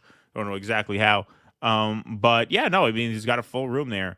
But, yeah, I mean, that basically is it in a nutshell. Him reciting that policy plank from 2016 as you have your base of people who, were really radicalized, at least in part, by that campaign that you ran, now screaming, "Free Palestine! Talk about the West Bank! Talk about Gaza!" as he could barely hear them because they're in the balcony and he's just rattling off a list of domestic issues that is not animating these people anymore because they have been truly awakened to the reality of our standing in the world and to the global systems that sort of undergird our way of life here. Yeah, I was thinking about that last night when we were on the Jimmy Show and we did Sudan. When I look back on the politics I had when I was advocating for Bernie, God, they were so narrowly focused to domestic concerns. I was a social democrat, and that was it. The concern, yeah, of course, I had an abstract sense of American imperialism. It kind of goes with the left territory, but a real understanding of the whole matrix of corruption and exploitation that all of this relies upon, and the idea that as you talk about your universal health care, which I'm not saying we should not have, of course, we should have that, to the exclusion of saying, well, what are we doing over here destabilizing this country and destabilizing that country, and how much of the way we would pay for that would rely on that kind of exploitation. It's a question you never ask when those are your politics. And Bernie certainly reflected that weakness. He almost never spoke about it. And people who came out of his movement as a result very often didn't ask questions in that area. It was not where he led. Right. But that has changed now. And he has not kept up with them. Right. Gaza really put foreign policy front of mind for leftists in a way that it wasn't before. Yeah. Yep. 100%. All right. Hey, folks, we got to read a little piece for our friend, the Motley Jew, Dan Richman from the Hebe and Goy podcast. If you're looking for a break from politics, how about listening to two old dudes complain about everything from recreational nose blowing to adult milk drinkers? That's right. For more information, search for Hebe and Goy where you get your podcast, or go to hebeandgoy.com. That's Hebe and, don't use the ampersand for that, hebeandgoy.com, where you can put the RSS feed in your podcast player, or you can subscribe to their YouTube channel. Just search it on YouTube, Hebe and Goy. It's a really fun show. It's a very funny show. Dan has essentially our sense of humor, minus the talk of all of the apocalyptic problems that are plaguing the country and the world right now. So it is good fun. It's a very easy listen. It's very funny. It's very witty. I enjoy it quite a bit. So go to hebeandgoy.com or search Hebe and Goy on YouTube and hit that subscribe button. Thank you for your support, Dan. Seeing the as maiden. Always. Seeing the maiden Saturday. Hebe and Goy Do Dissidents crossover this Saturday at the Barclays Center. That's right. We'll have some 666 dances for you guys on Sunday, I'm sure, on the show. We'll make sure we make that happen. Stream that shit. Yeah. Alrighty. Let's take some more super chats and Rumble rants here. Eric Rousseau, if Trump wins, you're saying I'm going to need a subscription for a right-wing survival kit and build a bunker. Well, I guess I'll finally get that man cave. There you go. Hey, that's a silver lining, right, Eric Rousseau? Thank you very much. Appreciate Power that. Power of positive thinking. Power of positive thinking, absolutely. Miserable Lib, the Machiavellian theory of Biden, I've heard, is that Pelosi and Obama didn't want Kamala, but despite them, Biden came out immediately for her thwarting any effort to produce a real candidate. Well, see, yeah, I mean, I somewhat subscribe to that because Obama really, the reporting was, did not want Kamala. He didn't feel like she could win. So yeah, I mean, that could be something. Username, Thiel and the rest of the PayPal mafia have wanted to become currency issuers for a long time now. This is the realization of their neo-feudalistic dream. Yeah, could be true. Could be onto something there. How do you say that? Be daily at work. Be daily at work. My family loved the tour on Saturday, Russell. Thanks to the effort that went into it. I'll be there next time. Thank you. That's great to hear. I'll probably do my Irish Mob of Hell's Kitchen tour for St. Patrick's. Cool. Sounds good. Maybe I'll do a Vermont beer tour. I'll do a brewery tour. Take everybody out. In Vermont? Springtime. Yeah. That's the best beer in Vermont. I'm going to try to get my hands on some great Vermont beers for the election night stream and show them off to you guys. Okay. Tariffs negatively impact the domestic consumer, says DC. Thank you, DC. LTS, thanks for the $5. Russell's costume reminds you of my mom, of the man who ran the Hamburg fish market in her childhood. Priceless. Thanks, guys. Yeah, this is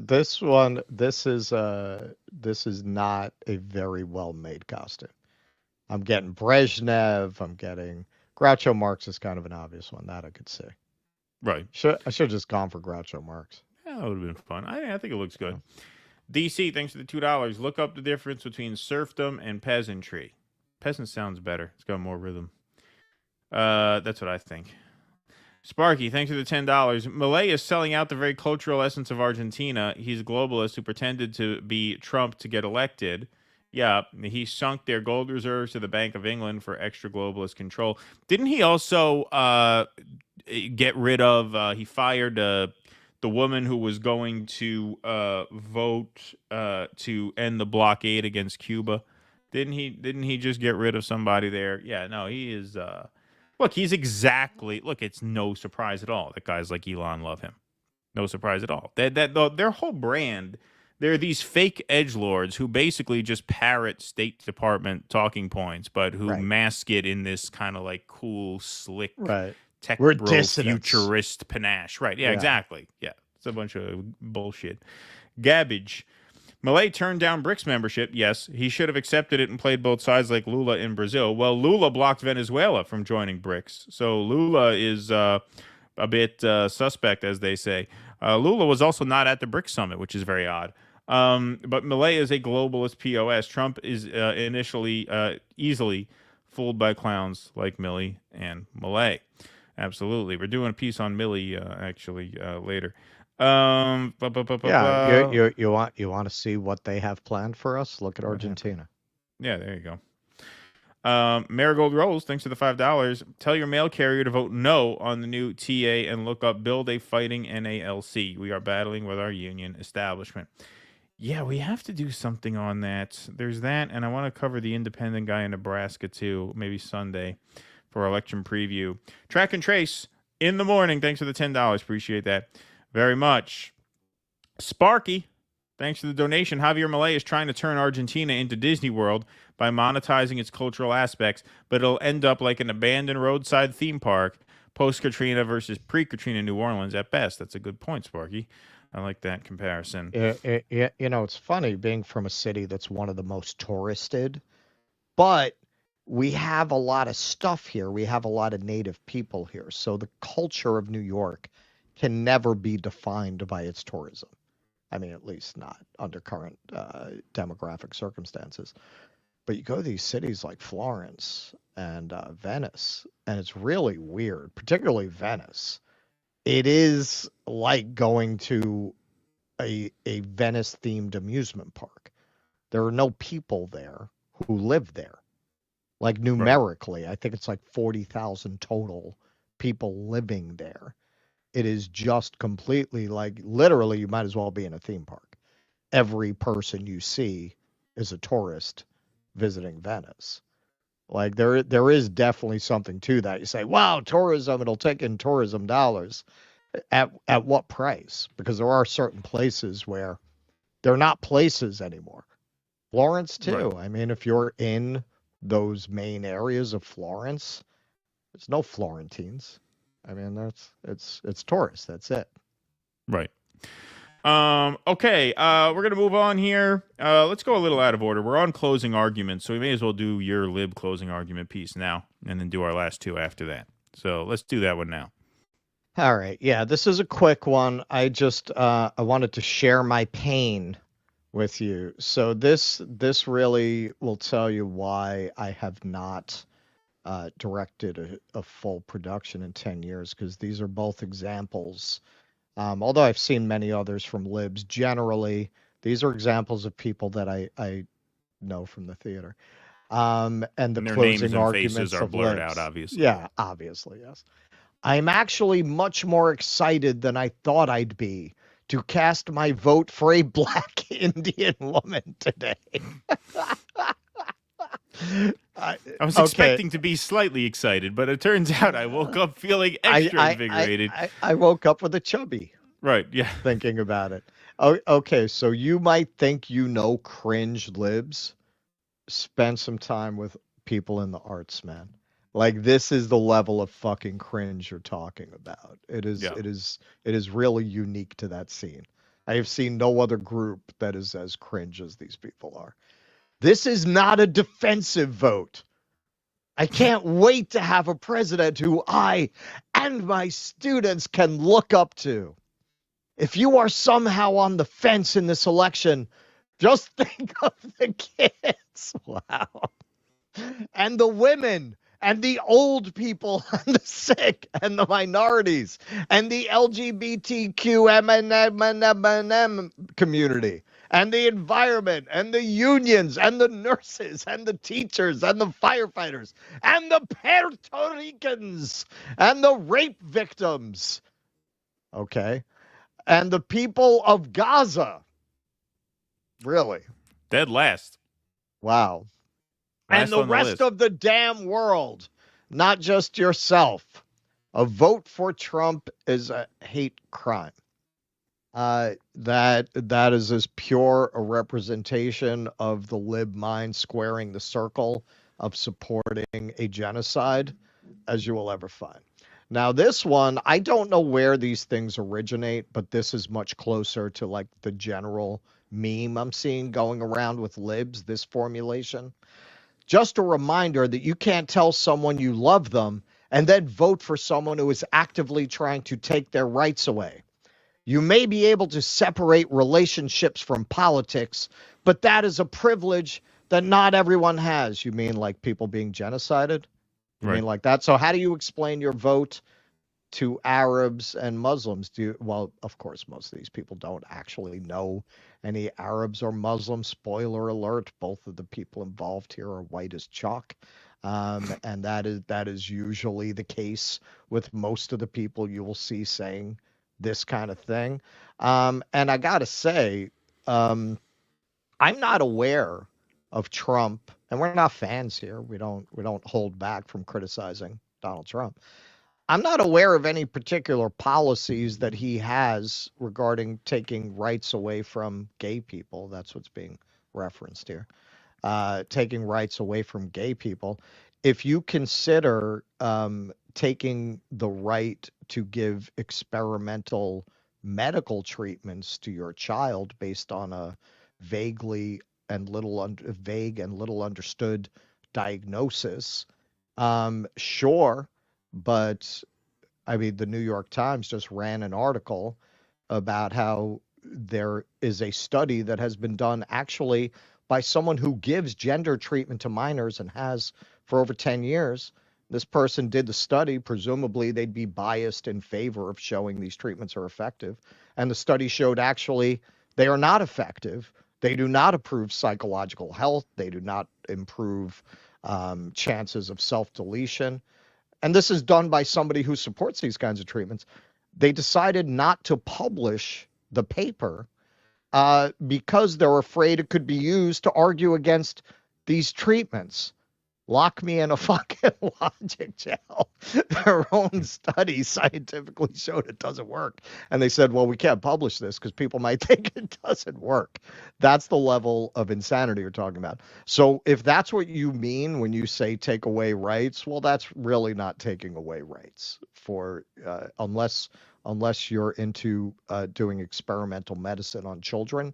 They're not trying to take away your rights.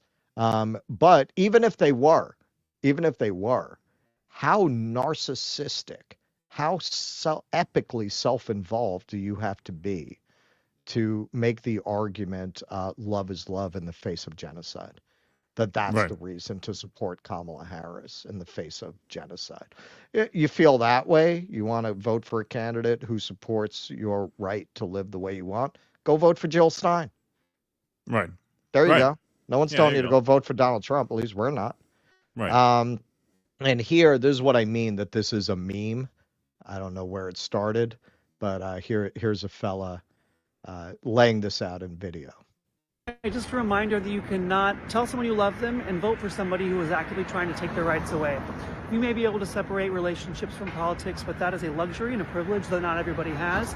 Your vote is an act of love and support or an act of violence.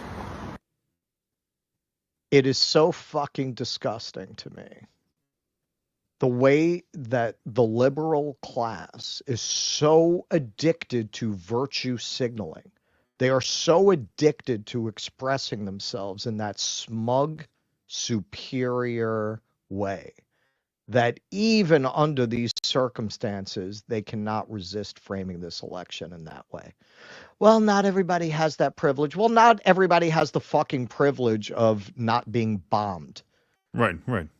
And you're willing to vote for that. In fact, the fact that you're able to look the other way from that, you have lost any right that you have to claim that the people who ignore your rights are somehow monstrous. You're fucking monstrous. You're monstrous. You're every bit as monstrous as these bigots and racists and homophobes that are that you rely upon to make yourself feel superior to other people. If you didn't have those people, you'd have to invent them because it's what this smug, supercilious self-satisfaction is what you use in place of a personality and a worldview. Yeah, no, absolutely. 100% right. Nothing really to add there, except that I have noticed that this cycle, you're seeing a lot less of that than you did in on the bright side. in 2020, and much less than Yes. in 2016. Much less. On the bright side, I will say, because I've mentioned this, the only reason I have Facebook is to torture people. It is to torture people from my past. from my theater director past. That is, my Facebook is still mostly built around people I knew when I was doing theater. I only have it to drive them insane. Yeah, this is what therapists are going to start telling their patients. Well, thanks to Facebook, it's never too late to tell those people you've always hated how much you've always hated them. It is an instrument for expressing my contempt for the liberal class. Yeah, if it it's is my torturing main you, point. Yes, you never got to tell that guy, in high school or college or from that previous job you worked 10 years ago how much you couldn't fucking stand them. Good news is there's Facebook. You could just go do that anytime. There's Facebook. Yeah. Well, actually, I don't do that because I want to be able to see what they're saying. Right. Yeah, of course. So I don't engage. I also don't engage because I never engaged in the past when I did. It was never to troll. It was because I was shocked. I didn't understand what was going on. I didn't understand that there was such a rift between people who are left and people who are liberal. I didn't even get that. I didn't even understand how that the people around me in that scene did not have my politics. I thought we all agreed, right? So I would debate them because I was trying to figure it out. Like, what is this? Once I figured it out, I pretty much stopped because beyond that, it's just trolling. Like, what's the point? And now I really try not to do it because they used to debate. Now they don't debate. Now they just unfriend you. Like they just, you disagree with them. That's it. They're out. And especially in this situation, I think they know it's indefensible. They know it's indefensible. You start talking about, well, why are you supporting genocide? They want no part of that. They want no part of that. It's very la la la, love is love. I'm voting for choice. Choice is on the ballot. La la la la la la la. They do not want to hear about it, and they only want to talk to people who are as fucking fundamentally shallow as they are. If you introduce that to that, that's you're messing with their whole trip, man. You're shattering their illusion of themselves as better than other people. That's what it's all about for them, being better than other people. Yep. 100%. Good point, Charles. Stupid Millennial, thanks for the $10. Happy Halloween. I used DD footage in my horror comedy sketch about Universal and Disney forcing employees to work in a hurricane. I sent it to your email. You're in my 2-minute horror film. I will watch that, Stupid Millennial. Thank you for that. I just saw that before we signed on, so I haven't had a chance to watch it yet, but I will, and thank you. Mr. Fancy Pants will probably show that on our Patreon stream later, too. Social Security is a separate fund, says Mr. Fancy Pants, and doesn't contribute to the deficit and shouldn't be included in discussions about budget cuts. Yeah, no, but they include it in every discussion about budget cuts. They're constantly threatening to take a chainsaw to that. Sparky, thanks for the $10. CIA budget is over 90% not tracked. Like the military, they technically work for the president. President should focus on cutting these outfits because he legally can affect them without Congress. Thank you, Sparky. RBGH Fam, thanks for the $20. It's very kind of you. You have to reduce military costs and everything else. The military is the henchman of the mob that holds the value of the dollar. Countries will stop investing in dollars and start investing in their own military. Adel Sayed, thank you for the $5. Trump wins the election, stops the genocide. Miriam Adelson then files a breach of contract lawsuit. Supreme Court rules in her favor, 9-0. Possible? I don't think the first part is possible. If he did, the second part might be possible. Sparky, thanks for the $10. CIA is heavily networked not only with Five Eyes, but Mossad and intel departments of many countries. Trump can delete the CIA, but they'll live on underground with their globalist cohorts. A tough problem. It is a tough problem, Sparky. Yes, thank you. What happened here? Rob Smith. Why is no one talking about the oil off the coast of Gaza and the gas under it? This is what the slaughter is really about. I mean, I think there's... I have heard some stuff like that. You don't see that reported a lot. No, not a lot. Not a lot. I mean, look, when RFK says Israel's our aircraft carrier, I'm sure you can encompass that into... I mean, I'm sure that is under that umbrella. Because there are a lot of strategic purposes that the partnership serves. None of them to good ends, obviously. Sparky, thanks for the $10. Abortion issue is still a huge issue with women voters, which those voters may not mention. Coupled with would-be Trump voters shifting to Stein because of Gaza, it could spell trouble for Trump. Well, according to the Chuds, women are outvoting men by quite a bit in early voting. And you're seeing a lot of the MAGA chuds getting a little nervous about that. Come on, man, you got to show up. Where's the men? Where's the men? Where's the men? See, this is what I say. Like, you can live in your own world where nothing matters except what you think ought to matter, but that's not real life. And so that's why I say it's not knowable. It's really not predictable. I think Trump is the slight favorite at this point. We'll register our final predictions on Sunday. But would I bet any kind of serious money? Not a chance. Not a chance. There's way too much up in the air. Yeah. It could really go either way. And that's what I was saying last night. Either way it goes, it's going to seem obvious in hindsight. Right. Because you can make such a strong argument either way for why one of these would blow the other out. Exactly. 100%.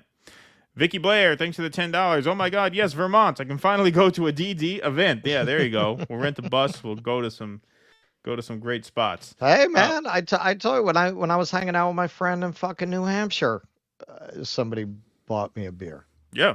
So, yeah, there's people up there. If you did like a one-day event, you'd get a crowd. Yeah, be cool. We could do it in southern Vermont, although the really good breweries are in the north. But yeah, we could still make stuff happen in the south, which is closer to the population center because it's capital region, Albany, drivable from Boston. You know, when you get further north, it's a little harder, but we'll see if we could put something together maybe for the spring. Michael Castillo, or maybe we could do a ski retreat in the winter. Just do this at a ski retreat. Keaton teaches skiing. Yeah, right. Yeah. Medical insurance required. Yes, exactly. Yeah. All right. Nocturnal Human. Bernie's been gonna do something for 90 years now. Anytime now. Yes. Amen. John in Minnesota. I'm calling BS for Dems pushing humanitarian aid to enter Gaza. Didn't you have a segment on Blinken ignoring USAID report? Of course. Yeah, of course. Yep. Yeah, no, I'm not saying the Democrats have been good on that, obviously, but it is true. The Republicans have just been voting no. Like, they have just been open about their rejection of aid into Gaza. That's why I'm saying, do not be surprised if Trump wins and this starts happening a lot faster. Like don't be surprised about that at all. And that's why I'm urging people, please don't go on record trying to bullshit people into thinking that there's going to be some rosy outcome when Trump wins, that he's going to shock the world, because you're just going to look foolish and you're going to have a lot to answer for in not too long a period of time. Yeah, they're telling you what they want to do. They want to cut support for the poors under the premise of deficit cutting. Probably forget about cutting the military budget. They'll almost certainly increase it. Yeah. And accelerate the genocide of Gaza and the West Bank and create greater Israel. They're telling you straight out this is what they want to do. Yes. Yep. Absolutely. 100%. Okay, we got Tulsi as VP, says Al Casador. I think election would have been one and done. The comic gesture and the straight woman from someone outside the U.S. matrix looking in. I mean, I think she would have been. We have said this throughout that she was a much smarter choice for VP. Yeah, I mean, I don't think any VP makes it a lock. I don't think any VP can seal the deal for you, but I think she would have been a better asset for sure. Let's see. Miserable Lib. I'm so fucking tired of hearing the shit Dems' best argument for your vote is Trump is worse, and that's all this piece of shit party can do to get your support. I don't care if Trump is worse, we must punish the Dems. Yeah, well, that's Shama's philosophy. Well, if you listen to Kamala's speech the other night, it's the usual shit. They're promising a bunch of stuff they're never going to do, just like Biden did. Yep. Let's see. Live and let live. Thanks for the $2. Just voted for Stein. Did you guys catch the liberal Israeli on Breaking Points claiming that if Harris wins, the Netanyahu government will collapse? No, we have not watched any we've done nothing but work these past 5 days. Literally nothing but work. This is tonight, the movie night tonight. Together, 5 shows. Yeah. That's like the end of the gauntlet. Well, because it was that I had the tour this weekend. We had the 2 events this weekend. We had the Jose brunch. We had the Scott Ritter thing. We had the Jose concert. Just fucking the Jimmy show. Like tonight, that's the end of this insane run. Yeah. Like we got the election next week and everything, but we're going back to a more normal schedule after this. Yeah. For a little while. We've been prepping shows and doing shows for the last 5 days. That's all we've done. Right. Literally, And like live every events. spare minute. Yeah. And a couple live events the weekend prior. Yep. Is Russell supposed to be Detective Trudeau, Josh Brolin's character from American Gangster? Listen, man, when you have 5 different theories about what the costume is, that's what we call an epic fail. It's an epic fail. Well, it's transparently a costume. We'll say It's that. a costume. Right? You could yeah. tell it's a costume. It's a costume. Right?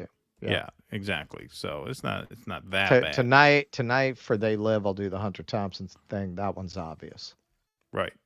So, yeah, tonight we are doing our inaugural Film Club episode for paid members exclusively. The way paid member is you go to Patreon.com/DoDissidents, DoDissidents.substack.com, or you join our locals. Like I said, locals backed by Rumble. They gave us the green light to do these film clubs, which we very much are thankful for, since not many places will give you the green light to go ahead and actually follow the speech laws. As we live in a digital dystopia where the law doesn't matter, but the law does matter on Rumble. So we thank them for sticking up for intellectual property. If you're doing fair commentary. use. Yeah, if you're doing commentary, it's supposed to be fair use. Fair use. YouTube would not give a fuck. They don't give a shit. Yeah, exactly. So we're really trying to build our locals presence. We've done great on locals this past month. A lot of you guys have signed up. We appreciate that very much. That is what keeps the show afloat. So please, if you can, do dissidents.locals.com. We got over 1,000 on Rumble right now watching us. So if you can hit that join button underneath the screen, you could sign up for as little as $5 a month. Join us at 8 p.m. tonight. Kit Cabela will be sitting in for the first half. I'll be joining in progress after trick-or-treating and all that's done. But you don't just get the film clubs. You get your name up in lights. You get call-in access to our post-show Q&As every week.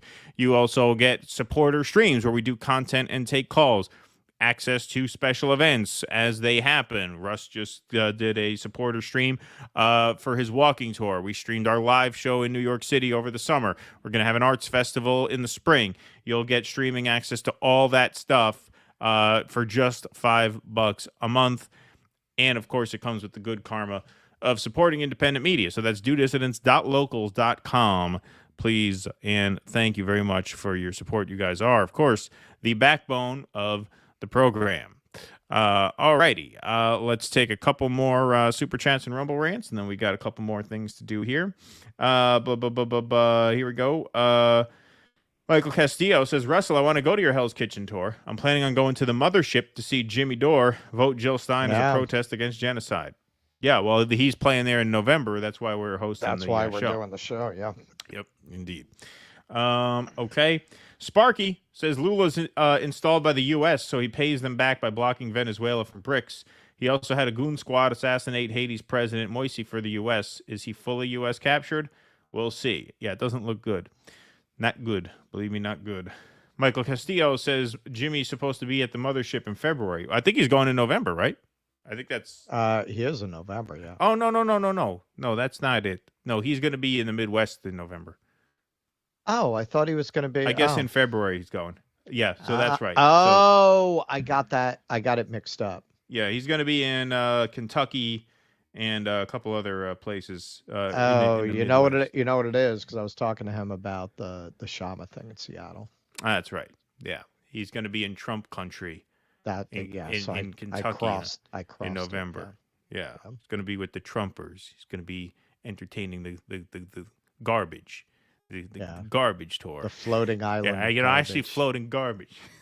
We should call it the floating garbage tour. That would be a good tour for a comic to advertise that would be That would be a good Biden troll. The floating garbage medicine show. Yes. All right. Let's see here. We got a couple more segments that we're going to do before we close the lights on the stream. All right, folks. So this is a pretty serious story. UN Special Rapporteur on Human Rights, Francesca Albanese, just released a new report on the crisis in Gaza, available in all UN official languages. So she tweets out her report 3 days ago on the 28th. Genocide is a complex and insidious crime proving destructive intent is an onerous task, yet not when it is so ostentatious, sustained by a political doctrine of ideological hatred and articulated through international structures and policies. So she publishes a pretty damning report, which is available on the UN website. We'll read a little bit from it here. Report of the Special Rapporteur on the Situation of Human Rights in the Palestinian Territories Occupied since 1967 by Francesca Albanese, Genocide as Colonial Erasure. In the present report, this is a summary, Special Rapporteur on the Situation of Human Rights in the Palestinian Territories Occupied since 1967, Francesca Albanese examines the unfolding horrors in the occupied Palestinian territory. While the wholesale destruction of Gaza continues unabated, other parts of the land have not been spared. The violence that Israel has unleashed against the Palestinians post-October 7th is not happening in a vacuum, but is part of a long-term, intentional, systematic, state-organized, forced displacement and replacement of the Palestinians. This trajectory risks causing irreparable prejudice to the very existence of the Palestinian people in Palestine. Member states must intervene now to prevent new atrocities that will further scar human history. So it's a 32-page report. I read the summary. I'll go through the conclusions here. The Gaza genocide is a tragedy foretold and one that risks expanding to other Palestinians under Israeli rule.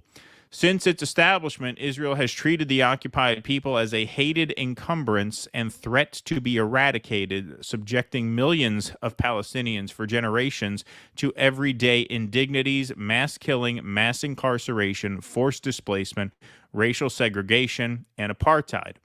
Advancing its goal of Greater Israel threatens to erase the indigenous Palestinian population. Obscured by false Israeli narratives of a war waged in quote-unquote self-defense, the genocidal conduct of Israel must be viewed within a broader context as numerous actions, totality of conduct, jointly targeting the Palestinians as such, parentheses, totality of a people, across the entire territory where they reside, totality of the land, in furtherance of the political ambitions of Israel for sovereignty over the whole of former mandatory Palestine. Today, the genocide of the Palestinians appears to be the means to an end, the complete removal or eradication of Palestinians from the land so integral to their identity, and which is illegally and openly coveted by Israel. Statements and actions by Israeli leaders reflect a genocidal intent and conduct. They have often used the biblical story of Amalek to justify the extermination of the Gazans, erasing Gaza and violently displacing Palestinians, thereby casting Palestinians as a whole as legitimate targets. Individuals clearly identifiable as perpetrators should be prosecuted. However, it is the entire state apparatus that has engineered, articulated, and executed genocidal violence through acts which in their totality may lead to the destruction of the Palestinian people. This must stop. Urgent action is required to ensure the full application of the Genocide Convention and full protection of the Palestinians. This ongoing genocide is doubtlessly the consequence of the exceptional status and protracted impunity that has been afforded to Israel. Israel has systematically and flagrantly violated international law, including Security Council resolutions and ICJ orders. This has emboldened the hubris of Israel and its defiance of international law. As the ICC prosecutor has warned, if we do not demonstrate our willingness to apply the law equally, if it is seen as applied selectively, we will be creating the conditions of its complete collapse. This is the true risk we face at this perilous moment. As the world watches the first live-streamed settler colonial genocide, only justice can heal the wounds that political expedience has allowed to fester. The devastation of so many lives is an outrage to humanity and all that international law stands for. So, here's a piece in Jewish Insider. They printed this article, Representative Andre Carson to bring UN's Albanese to Capitol Hill for staff briefing. So they knew that this report was coming out. And a Democratic congressman from Indiana thought he was going to be able to bring her in to talk about it. Representative Andre Carson has invited Francesca Albanese, the UN special reporter for the Palestinian territories, whom the Biden administration has repeatedly condemned as anti-Semitic and unfit for her position, to Capitol Hill to brief congressional staff next week. Albanese has a long track record of statements and comments that the Biden administration and lawmakers have described as anti-Semitic. Of course, no big surprise there. An invitation for the event scheduled for next Tuesday, circulated by Carson's office on Friday and obtained by Jewish Insider, says that Albanese will address the current human rights landscape in the Palestinian territories, sharing findings from her recent reports, which we just read from, and discussing urgent areas for action. The invitation says the briefing offers congressional staff an invaluable perspective on conditions affecting the Palestinian people, highlighting specific civil rights issues, limitations on movement, and humanitarian access challenges. Albanese was condemned by the Biden administration officials as recently as October 15th over comments comparing Israel to the Nazi regime. This is what they mean by anti-Semitic comments, right? Comparing Israel to notorious criminals who killed Jews, right? You wouldn't make that comparison as a smear if you were an anti-Semite. If you're an anti-Semite, you wouldn't see the comparison to Nazis as one that is unfavorable, which, of course, she does. Okay, so this congressman thought he was going to be able to invite her to Congress to talk about her new report, which she just put out, but it was not to be. So, thankfully, Medea Benjamin caught up with Francesca Albanese after learning that her appearance had been nixed. Sorry that you're not going to come to brief Congress tomorrow. What would you have said to the people of Congress, the staff, if you had the chance? I know it's very sensitive here, but this is about international law. And this country is contributing to dismantle 75 years of progress at the multilateral level. Are you taking responsibility for it? This is the room in the Rayburn Building of Congress. This is exact time that we were going to have a briefing by the UN rapporteur on the Palestinian territories. Francesca Albanese was going to be talking to us about her new report of what Israel is doing in Gaza. And we were very excited about it. We had a lot of RSVPs for it. And then suddenly yesterday, there was an article that came out in the Jewish Insider that started talking about the accusations in the Biden administration about the special rapporteur being anti-Semitic. Now, this is crazy. You could label anybody anti-Semitic who is faulting Israel for the slaughter that it's doing, but they're not anti-Semitic. And Francesca Albanese is not anti-Semitic. But because of that article, the representative who was hosting us here got scared. I had lunch with her. She said something about the tip. Higher ups, which we assume is higher ups in the Democratic Party, that pressured him to cancel this briefing. I'll play that part once more. Once more. The representative who was hosting us here got scared. He said he was getting calls from higher ups, which we assume is higher ups in the Democratic Party, that pressured him to cancel this briefing. We think it's a horrific decision, and we think it's a terrible, terrible example of the kind of censorship that goes on in the halls of Congress, where you can't even listen to a UN rapporteur. It is outrageous. And we say we've got to open up this Congress to the voices of reason and the voices of truth if we're ever going to get a U.S. policy that stops supporting genocide. So this was all planned out, all agreed to, even the muffins and the tea and coffee and everything ready. And then we got a last minute call from the congressman's office saying that it was canceled. Fortunately, as you well know, there's a lot of fear in these halls and a lot of censorship, and this is unfortunately one more example. As you can see, we're really passionate about having this conversation, but let us know how different ways we can still be involved and help, facilitate that conversation. Absolutely. So there you have it. A briefing by the UN reporter on human rights spiked at the last minute after an article from Jewish Insider sounds the alarm. Hey, this anti-Semite is coming to Congress to talk about her report, which is, months and months in the making. We covered this a while back. We covered a couple segments that have to do with Francesca Albanese, who's a wonderful woman, very, very powerful on this issue, and several others. But we knew that this was in the making for a while. And look, the United States tells the UN to go get its fucking shine box all the time.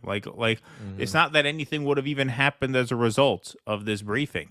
They just can't have it. Part of how they maintain this very hegemonic control over all conversation vis-a-vis this issue is doing things like this. You're not even allowed in the door. You're not even allowed in the room. Even if it's something like the UN just voted, what would they vote again, 187-3 to lift the blockade on Cuba.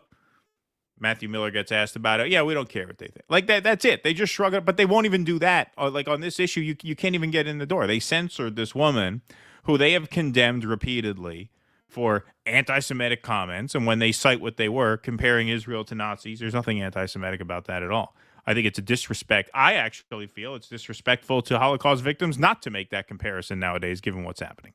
So just absolute nonsense. And at the last minute, her report gets spiked. Censorship. This isn't tech companies. This is the government. This is the government. This is someone who was invited to read and discuss her findings in an official UN report, which has been several months in the making. And at the last minute, it gets canceled. She gets silenced. She gets muzzled. Well, there's part of why it was such a fucking joke when Kamala closed out her speech the other night talking about how she would perform as commander-in-chief. And she hit all those notes of American exceptionalism. We are going to continue to stand for freedom around the world. You cannot even afford to allow the UN special rapporteur to address Congress because it's going to expose that the US is complicit in genocide. There is no other way. We are not only complicit, we are the underlying bankroll and supplier of weapons for that genocide.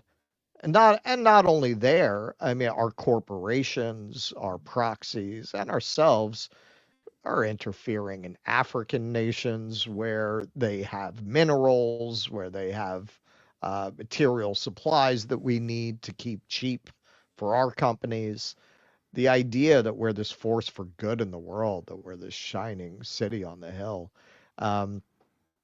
I think that stuff always, for people who were more aware, always played as an obscenity. But now it's really incredible to see any American politician try to pretend that we're on the right side of history, that we're the good guys in a world full of bad actors. And that's why they can't have someone like Albanese go into Congress and address that. On top of the fact that I'm sure what Massey said about all the Republicans having an AIPAC person, I am sure that is true of the Democrats. Probably more true. Probably more true. They all have an AIPAC person, and they answer to them, man. They don't cross the military-industrial complex either. They don't cross anybody who's got that kind of money in the political system. Yep, 100%. RBGH fam, the amount of blue teamers that didn't give two shits about bodily autonomy when it came to pharma exemptions and government mandates was insane. Total hypocrisy. Thank you, RBGH fam. Sam as I am, thanks for the $10. If anyone is more focused on that circus instead of gathering allies and planning for the collapse of the heinous world they're ending badly, enjoy your delusions and Darwin Awards participation trophies. Thank you, Sam as I am. Sparky, thanks for the $10. Trump's conversation with Elon highlights the strong influence on Trump of the self-help and salesmanship classic book, How to Win Friends and Influence People by Dan Carnegie. Yeah, absolutely. Yeah. Can't read the true Trump. Sparky, wow, Sparky's making it rain today. Thank you, Sparky. Small World, the minister at Trump's childhood church was Norman Vincent Peale, co-author of The Power of Positive Thinking. Interesting. Church attendance was common in those days, even among the non-faithful. Thank you. Pete Sweet has been a member for 16 months. This is your memberversary chat. Good interview with Jimmy on Tucker. Agree with JD. Trump will never see inside the White House again. If so, then Trump is not the danger they say he is. Well, yeah, that's what Russell says. That if they let Trump in, he's got to reevaluate his thinking of either the deep state or Trump, right? Yep. El Cazador, Musk can make one thing efficient, get rid of all the different shapes and sizes and make the Palmer dildo, satisfying all the men and women government endorsed and preluded by Trump. There you go. Adore Jimmy, thanks for the $2. Our tour guide told us she couldn't afford to live in Venice, even though she was born and raised there. She was based in Spain for financial reasons. That's not surprising. Yeah, no, because it's all Airbnbs. Yep. And also it's sinking. Who's going to buy property and plan on having kids in a place that's going to be underwater? Right. Ben Cohen, thanks for the $2. Russell, Trump winning will be great for Palestinians because it will force Democrats and European minions to decide if they will support the new Hitler to send 8K bomb to kill children or go against genocide. No, they'll still vote for the Israel aid. That happens either way. Either way. If anything, they'll just rehabilitate him. Right. Look what they did when he bombed Syria. Yeah, exactly. If he had just taken the offer, that was an offer to treat him, to rehabilitate him, to do what they did with W. They did that with W. W was the enemy, and it's horrible. And all of a sudden, they turn around and they start writing these glowing articles about how his White House runs like a business. They keep bankers' hours. They as if that's a good thing to have a president that keeps bankers' hours. Yep. Lazy little punk. Yeah. Hillary Hinton, I was a cog in the Brooklyn indie pop scene pre-2010, and my Facebook feed is exactly as cringe as Russell's theater douchebags. I only go on Facebook anymore to shit in their punch bowl and lose old friends. Exactly. Yeah, so that's the way it goes. Eric Rousseau, Russ looks like Detective Lenny Briscoe without the mustache. I don't know what that is. What is that? I don't know what that is either. Not sure. The People Infinite, Kim Iverson reported election results were displayed during a car race broadcast on a PA news station. Yeah, I saw that. Harris-Trump, 52-47 in PA. Wonder if mistake or potential fuckery. Y'all the best as always. Thank you, People Infinite. You know what? I would advise, because they leaked a graphic onto the bottom of the screen by accident that showed Harris beating Trump by 5 points in Pennsylvania with, like, the check mark to declare her the winner as, like, an election night graphic. What I would recommend these outlets do is if you're going to make any graphics in advance to pre-test it, make a graphic that says Trump wins. This way, if it gets on screen, you don't have to deal with that. Just all the test graphics should be of Trump winning. Okay, honestly, if this election winds up looking fishy, it's going to put us in a really bad position because we're almost going to have to exclusively do the show on Rumble from that point on. Well, because we're not going to be able to talk about YouTube's going to have a misinformation thing that's going to be tighter than a duck's ass. Yeah. We'll have to wait and see what the new rules are. They make a new rule after each election, but yeah, I mean, if that's the case, then that's why we got the Rumble channel set up. We could stream there if and when we have to. But yeah, no, look, that is a concern. Obviously, it's an ongoing concern. Like now, like the first question when news breaks is, okay, how do we cover this? The second question is, where do we cover this? Right. It's just a pain in the ass to have to worry about that, but it's a fact of life. Eric Rousseau, Democrats are the more effective evil. Hope they lose big. Democrats must be punished for genocide. Thank you, Eric Rousseau. Appreciate that. Okay. Let's go to Adel Sayed. Thanks for the $5. Check out Jill Stein's songs from the 90s when she was a folk band. A high-caliber guitarist and singer. Rocky Mountain Road is her great song. I have not heard any of her songs. I heard once. And I got to say, the one song I heard was pretty bad. Was that Rocky Mountain Road? Was that her hit? No. It was something about like clean energy or something. Oh. But it was really bad. It was as bad as you would imagine a hippie song about clean energy would About be. clean energy would be. Yeah. All right, folks. One more segment, one more song on the show today, and then we are out of here. Russ, you're up. All right, so this is really fucking amazing. So that was something else. Let's start one more time because we got a 15-second rule here. Yeah, sorry. So this was really amazing to watch. There is this thing that politicians do where they really try to invoke their love and respect for the military by way of signaling their virtue. And they particularly do this around Donald Trump with all the rumors of him calling soldiers suckers and losers or denigrating generals.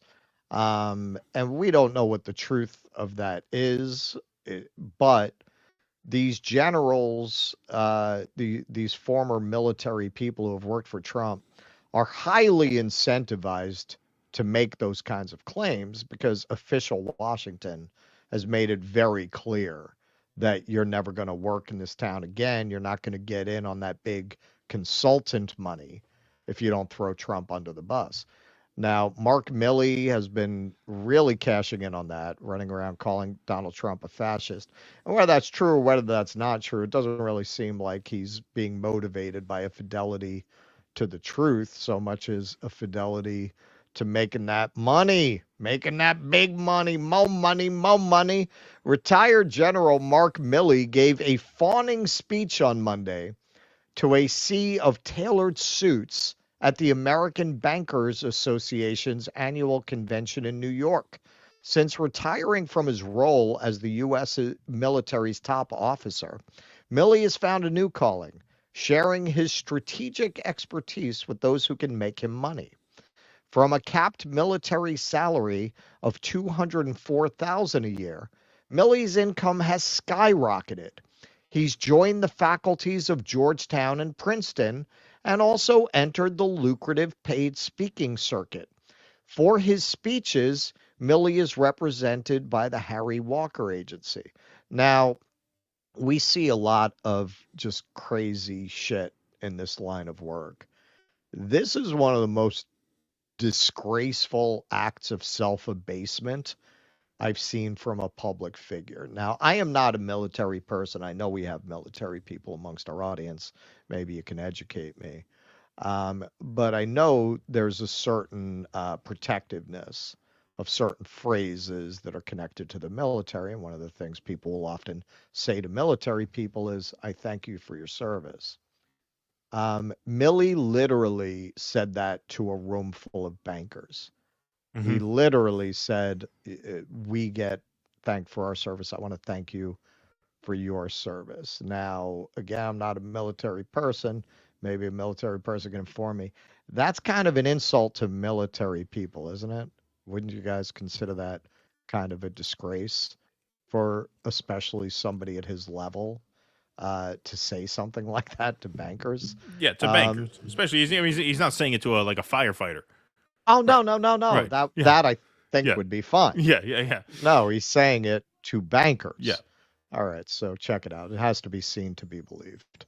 The people in the crowd are controlling basically. I know that the people in the crowd are controlling basically $25 trillion of a $30 trillion economy. So.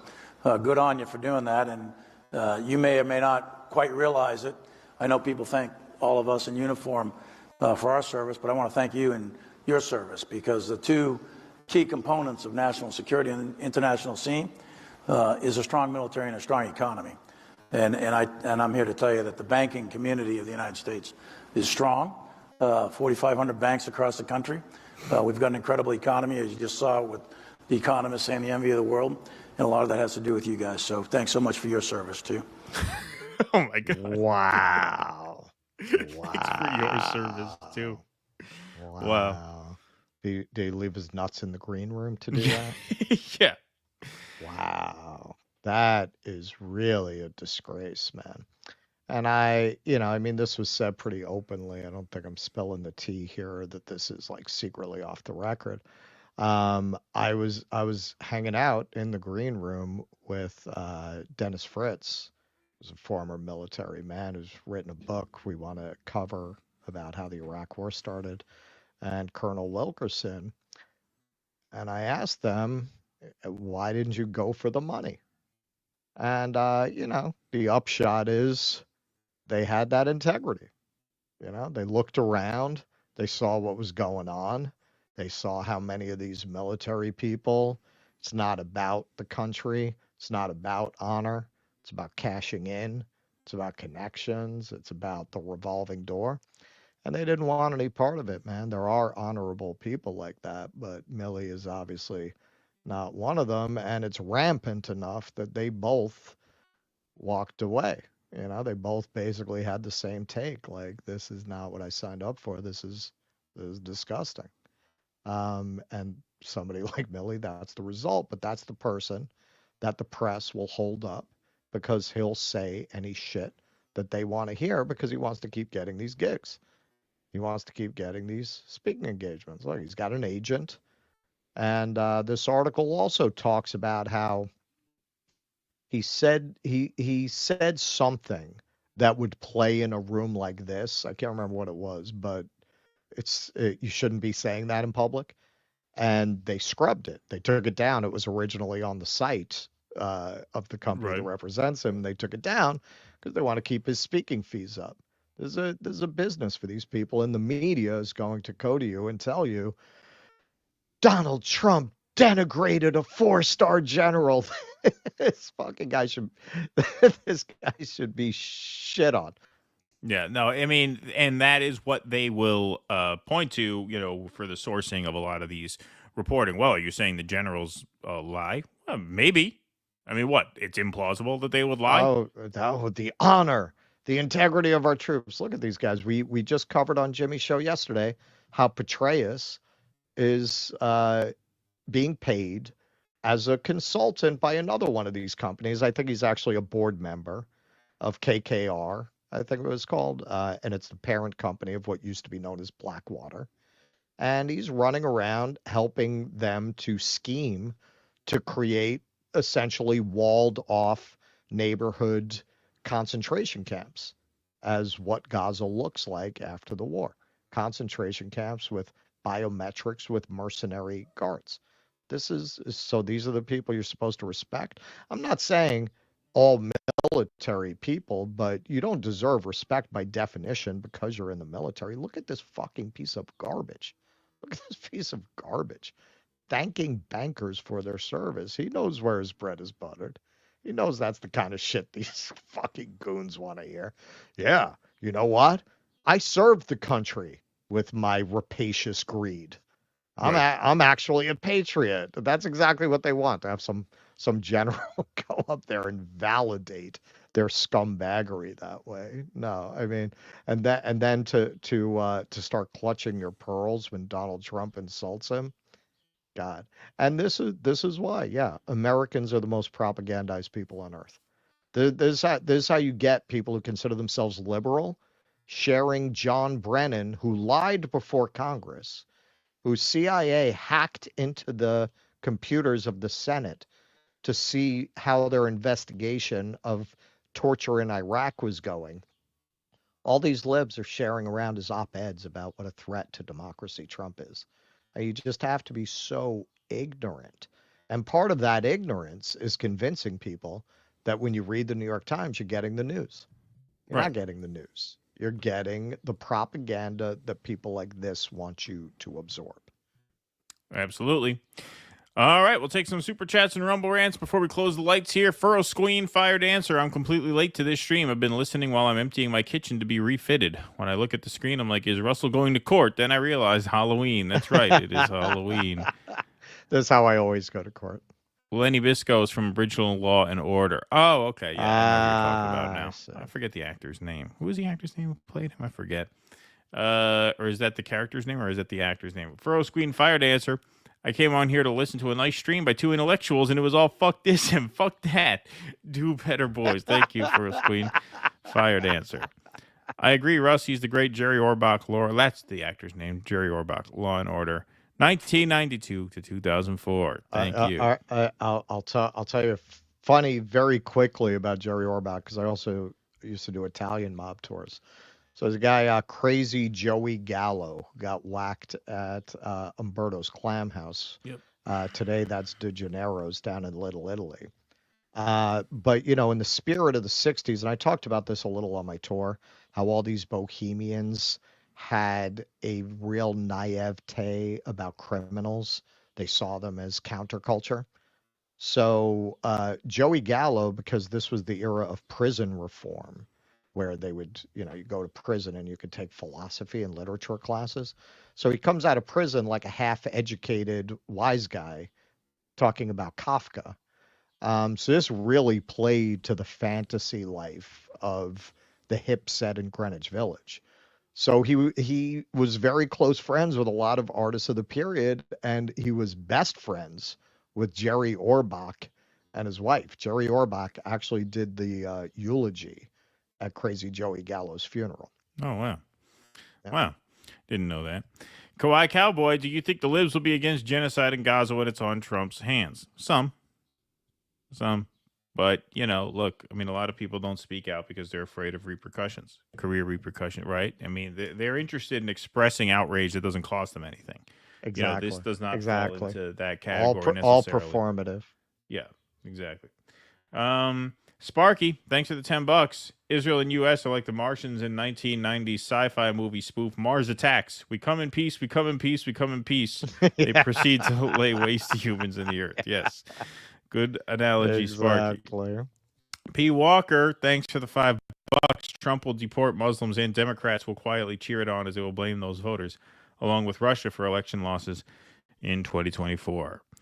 Sparky says, yes, Lenny Bisco was Jerry Orban's character on Law and Order, wasn't he? Yes. Yep, we were reminded of that. Ronnie Wasserstrom, thanks for the $1.99 super sticker. Appreciate that very much. Eric Maines, thanks for the $10.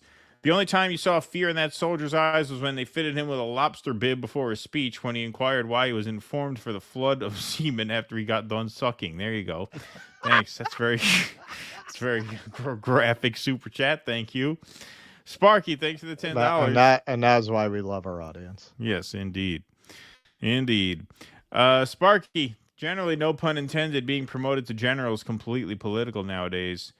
Many decades ago, it was political about half the time. Now it is 100% of the time. Thank you, Sparky, very much. Thank you all very much for being here tonight. If you want to come hang out with the cool kids, we're doing our They Live interactive screening and commentary tonight. We will be taking calls, so join our locals. Do dissidents.locals.com to sign up. If you're watching on Rumble right now, click that join button right underneath the screen. Our friend Kit Cabello is going to be in the house later for a special Halloween treat. Everybody else, we will see you back here on Sunday, which will be our final pre-election show. Sunday night, last show before Election Day, and then Election Day we have the epic, the all-nighter, starting at 6 p.m. Eastern. Folks, thanks very much for waking up with us this morning. Sparky corrected. Jerry Orbach, not Orban. Sorry about that. You are forgiven, Orban. Sparky. Yeah. Thank you very much. Whenever we see you again, folks, we will have a good time. We are back here Sunday night, 7 p.m. Patreon show tonight at 8 p.m. Eastern. The links will go out in a few hours. They'll go out this afternoon. We can only schedule one stream at a time. Special screening of They Live, very first movie night. Don't miss it. There you if you're go. Not a patron now, sign up. Sign up. It's $5 a month. You get a lot of goodies and perks with it. Folks, thanks very much for waking up with us this morning. Please hit that like button on the way out. Please hit that subscribe button over on YouTube. Hit that follow button over on Rumble. We will see you all back here on the main channel Sunday night, 7 p.m. Patron show tonight. Until we see you again, thanks for waking up with us. Be safe and be well. Happy Halloween. Happy Halloween. Please clap.